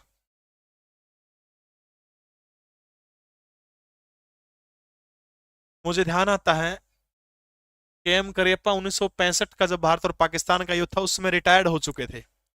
इनके बेटे जो थे, अच्छा 1965 का जो भारत का युद्ध जो था, जब लाल बहादुर शास्त्री भारत के प्रधानमंत्री थे, पाकिस्तान के राष्ट्रपति हुआ करते थे आयूब खान, जनरल आयूब खान पाकिस्तान के राष्ट्रपति थे। एक टाइम ऐसा था अंग्रेजों की सेना के अंदर जनरल के एम करियप्पा तो बड़े पद के ऊपर थे, और ये जनरल आयूब खान था छोटे पद के ऊपर था। यानी आयूब खान ने के एम करियप्पा के अंडर में काम करोड़ा है और बहुत बार दमका उड़ा, थप्पड़ चट्टो में उड़ा है। अब मामला क्या है कि इसका जो बेटा के एम करियप्पा का एयरफोर्स के अंदर है, और बमबारी करते करते इनका जहाज जो था, जैसे अभिनंदन का जहाज गिरा था पाकिस्तान के अंदर, इनका जहाज गिर गया। पाकिस्तान वाला ने बेरा पटा यार आयूब खान का मित्र था नूनू के एम करियप्पा का छोरा है, डरिया कर दे पाकिस्तान वाले बहुत उससे। कहने लगे बात कर लो जी आप राष्ट्रपति से बात कर लो, बोले मैं नहीं करता बात। आखिरी में पाकिस्तान के नौसेना अधिकारी का फोन आता है, बोले आयूब खान साहब आपसे बात करना चाहते हैं। बोले वो कहो तो बात कर लूंगा। बात करवाई गई। नु बोले भारत युद्ध बंद करते नहीं तो बोले तेरा छोरन छोड़ देंगे। बोले अकेला छोरा नहीं, हिंदुस्तान के जितने भी सैनिक पाकिस्तान के जेल में बंद सारे छोड़ने होंगे, अकेला मेरा छोरा नहीं। भारत का पहला फील्ड मार्शल था जनरल सैम मानेकशॉ। जनरल सैम मानेकशॉ भारत का पहला फील्ड मार्शल था। ये वो गजब का करेक्टर था। 1971 जब भारत और पाकिस्तान के बीच में युद्ध हुआ था, पाकिस्तान वेस्ट बंग जो पश्चिमी पूर्वी पाकिस्तान जो था उसको नया देश बनाने का काम जब किया गया था, जनरल सैम मानेकशॉ उसमें थल सेना के अध्यक्ष हुआ करते थे। मार्च की बात है, मार्च 1971 में इंदिरा गांधी इनको बुलाती और बुला करके कहती है कि मुझे पाकिस्तान के ऊपर अटैक चाहिए, युद्ध करिए। नेट गया देखो, थल सेना ने बोला नहीं हो सकता। ये बोला इंदिरा गांधी को बोला क्या था प्यार से, स्वीटी कहा, बोला स्वीटी इस टाइम युद्ध नहीं हो। मुझे ध्यान आता है यशवंत सिंह चौहान भारत के रक्षा मंत्री हुआ करते, बोले यार क्या मतलब है, तो ऐसे कैसे सीधा डायरेक्ट बोल रहा युद्ध नहीं हो सकता। बोला कौन नहीं हो सकता, ना करूं इस्तीफा ले लो, वजू में ले रहा हूं। इंदिरा गांधी ने जो उनसा स्वीटी कह देना नहीं, इंदिरा गांधी ने बोले डट जे मैंने एक लंबा बात करनी पड़ेगी। बुला लिया, बोले नो तो बता दे खागड़ कारण के है। बोले स्वीटी मार्च में जाडे पड़ा है, और जाड्या में जो हिमालय जो है हिमालय उसी में है, इसको ऊपर बर्फ मार्च में सॉरी गर्मी हो रहा है, गर्मी आ जाओगी मार्च में शुरू करेंगे तो अप्रैल में ही हो जाओगा आराम था, 3-4 महीने चल पड़ा युद्ध। और आगे गर्मी आ जाओगी, गर्मी में हिमालय की बर्फ पंगड़ जाओगे, और तब बर्फ पंगड़ दे तेरा ऊपर चीन गप्ते ने अटैक कर देगा। और जहाँ पे जाड्या में जो अटैक करांगे नहीं, पूरा बर्फ जम जाएगी, बर्फ का कारण जो है अटैक को नहीं हो पावा है। इंदिरा गांधी ने बोली बात तो सही कहा है। 3 दिसंबर 1971 को पाकिस्तान हवाई हमले करते हैं, बदले में जनरल सैम मानेकशॉ के नेतृत्व के अंदर काम होता है और 98,000 सैनिकों को बंदी बनाने का काम कर लिया जाए। और भी एक गजब की बात वो है, जनरल सैम मानेकशॉ के साथ में अंग्रेजों की सेना में कि याया खान हुआ करते थे, जो बाद में राष्ट्रपति बने थे जाके। याया खान जो है बाद में राष्ट्रपति बने थे पाकिस्तान के जाके। यो बंदा पाकिस्तान का यो दनवा ने कट्ठे अंग्रेजी सेना में काम करया। तारा एक पर्सन को नहीं आवन में भाई, यू तो पहली बनया था, यू तो पहला था, और पहला फील्ड मार्शल यू कहता है, कौन यू कहता है बताऊंगा, एक मिनट रुक जाओ। याया खान रही दनु सैम मानेकशॉ दोनों ने कट्ठे अंग्रेजी सेना में काम करया, और सौभाग्य से दोनों अच्छे मित्र थे। दोनों जो 1971 का युद्ध था, याया खान तो पाकिस्तानी सेना का चीफ था और भारतीय सेना का चीफ था जनरल सैम मानेकशॉ। जिस टाइम पर सैम मानेकशॉ के दौरे एक मोटरसाइकिल हुआ करता, याया खान देश आजाद हुआ नहीं जब पाकिस्तान ने आरा भी गया, तो उन्होंने बोला यार एक मोटरसाइकिल बन देते, बोले 1000 रुपये लेऊंगा। मानेकशॉ इसने बोला, 1000 तो ले लिए, बोला फिर मेरा ब्योत को नहीं, पाकिस्तान में जहां पाछा को बड़ा पद पर बैठूंगा फिर दे दूंगा 1000 रुपये इतना। बोला ठीक से फोन फान करे के दो सैम मानेकशॉ ने इसके दौरान मिला कोनी जुगाड़ कोनी नु मेरा हिब के आके के पैड लगा मेरा। आखिरी में जब आया नहीं, याया खान अरा दिया पाकिस्तान 98,000 सैनिक बंदी बना लिए। बांग्लादेश के ढाका के पास में दोनों की मुलाकात होती है, और मुलाकात के अंदर जनरल सैम मानेकशॉ याया खान को एक बात कहते हैं कि उस 1000 रुपए के लिए मैंने 24 साल इंतजार किया, और 1000 के बदले मैंने आधा पाकिस्तान ले लिया तेरे से। कितने गजब का व्यक्ति था इसी के नेतृत्व के अंदर। अब बात आओ है फील्ड मार्शल की।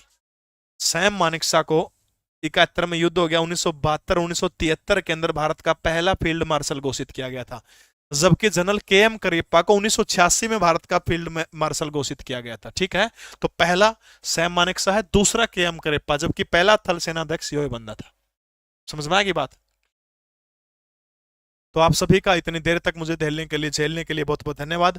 करंट अफेयर के लिए आप हरियाणा वाणी करंट अफेयर आप जरूर पढ़िएगा। 25 तारीख से CET 01 का बैच है, एचटेट के बैच आ रहे हैं, आर्मी का अग्निवीर के बैच आपको लीसो ऐप के ऊपर मिल जाएंगे, और भी जो बैच है सारे आपको जो है लीसो ऐप के ऊपर मिल जाएंगे। जरूर डाउनलोड करिएगा। प्रैक्टिस करनी है तो www.lisoapp.com के ऊपर जरूर जाइएगा, वहां पर आपको प्रैक्टिस करने के लिए आपको बहुत सारे मटेरियल आपको मिल जाएगा। ये PDF जीके प्रवीण उड़ान टेलीग्राम चैनल के ऊपर दे दूंगा। कल 6 बजे हिंदी के मैराथन क्लास आदरणीय अभिमन्यु शास्त्री जी की रहेगी। हरियाणा वाणी करंट अफेयर पूरे हरियाणा प्रदेश के अंदर उपलब्ध है, आप ले सकते हो किताब को अगर आपने करंट अफेयर पढ़नी है तो। ठीक है, बहुत बहुत धन्यवाद। जय हिंद, जय श्री राम। तड़का 6 बजे याद रखना अभिमन्यु सर की हिंदी की क्लास होगी, और जो भी क्लास होगी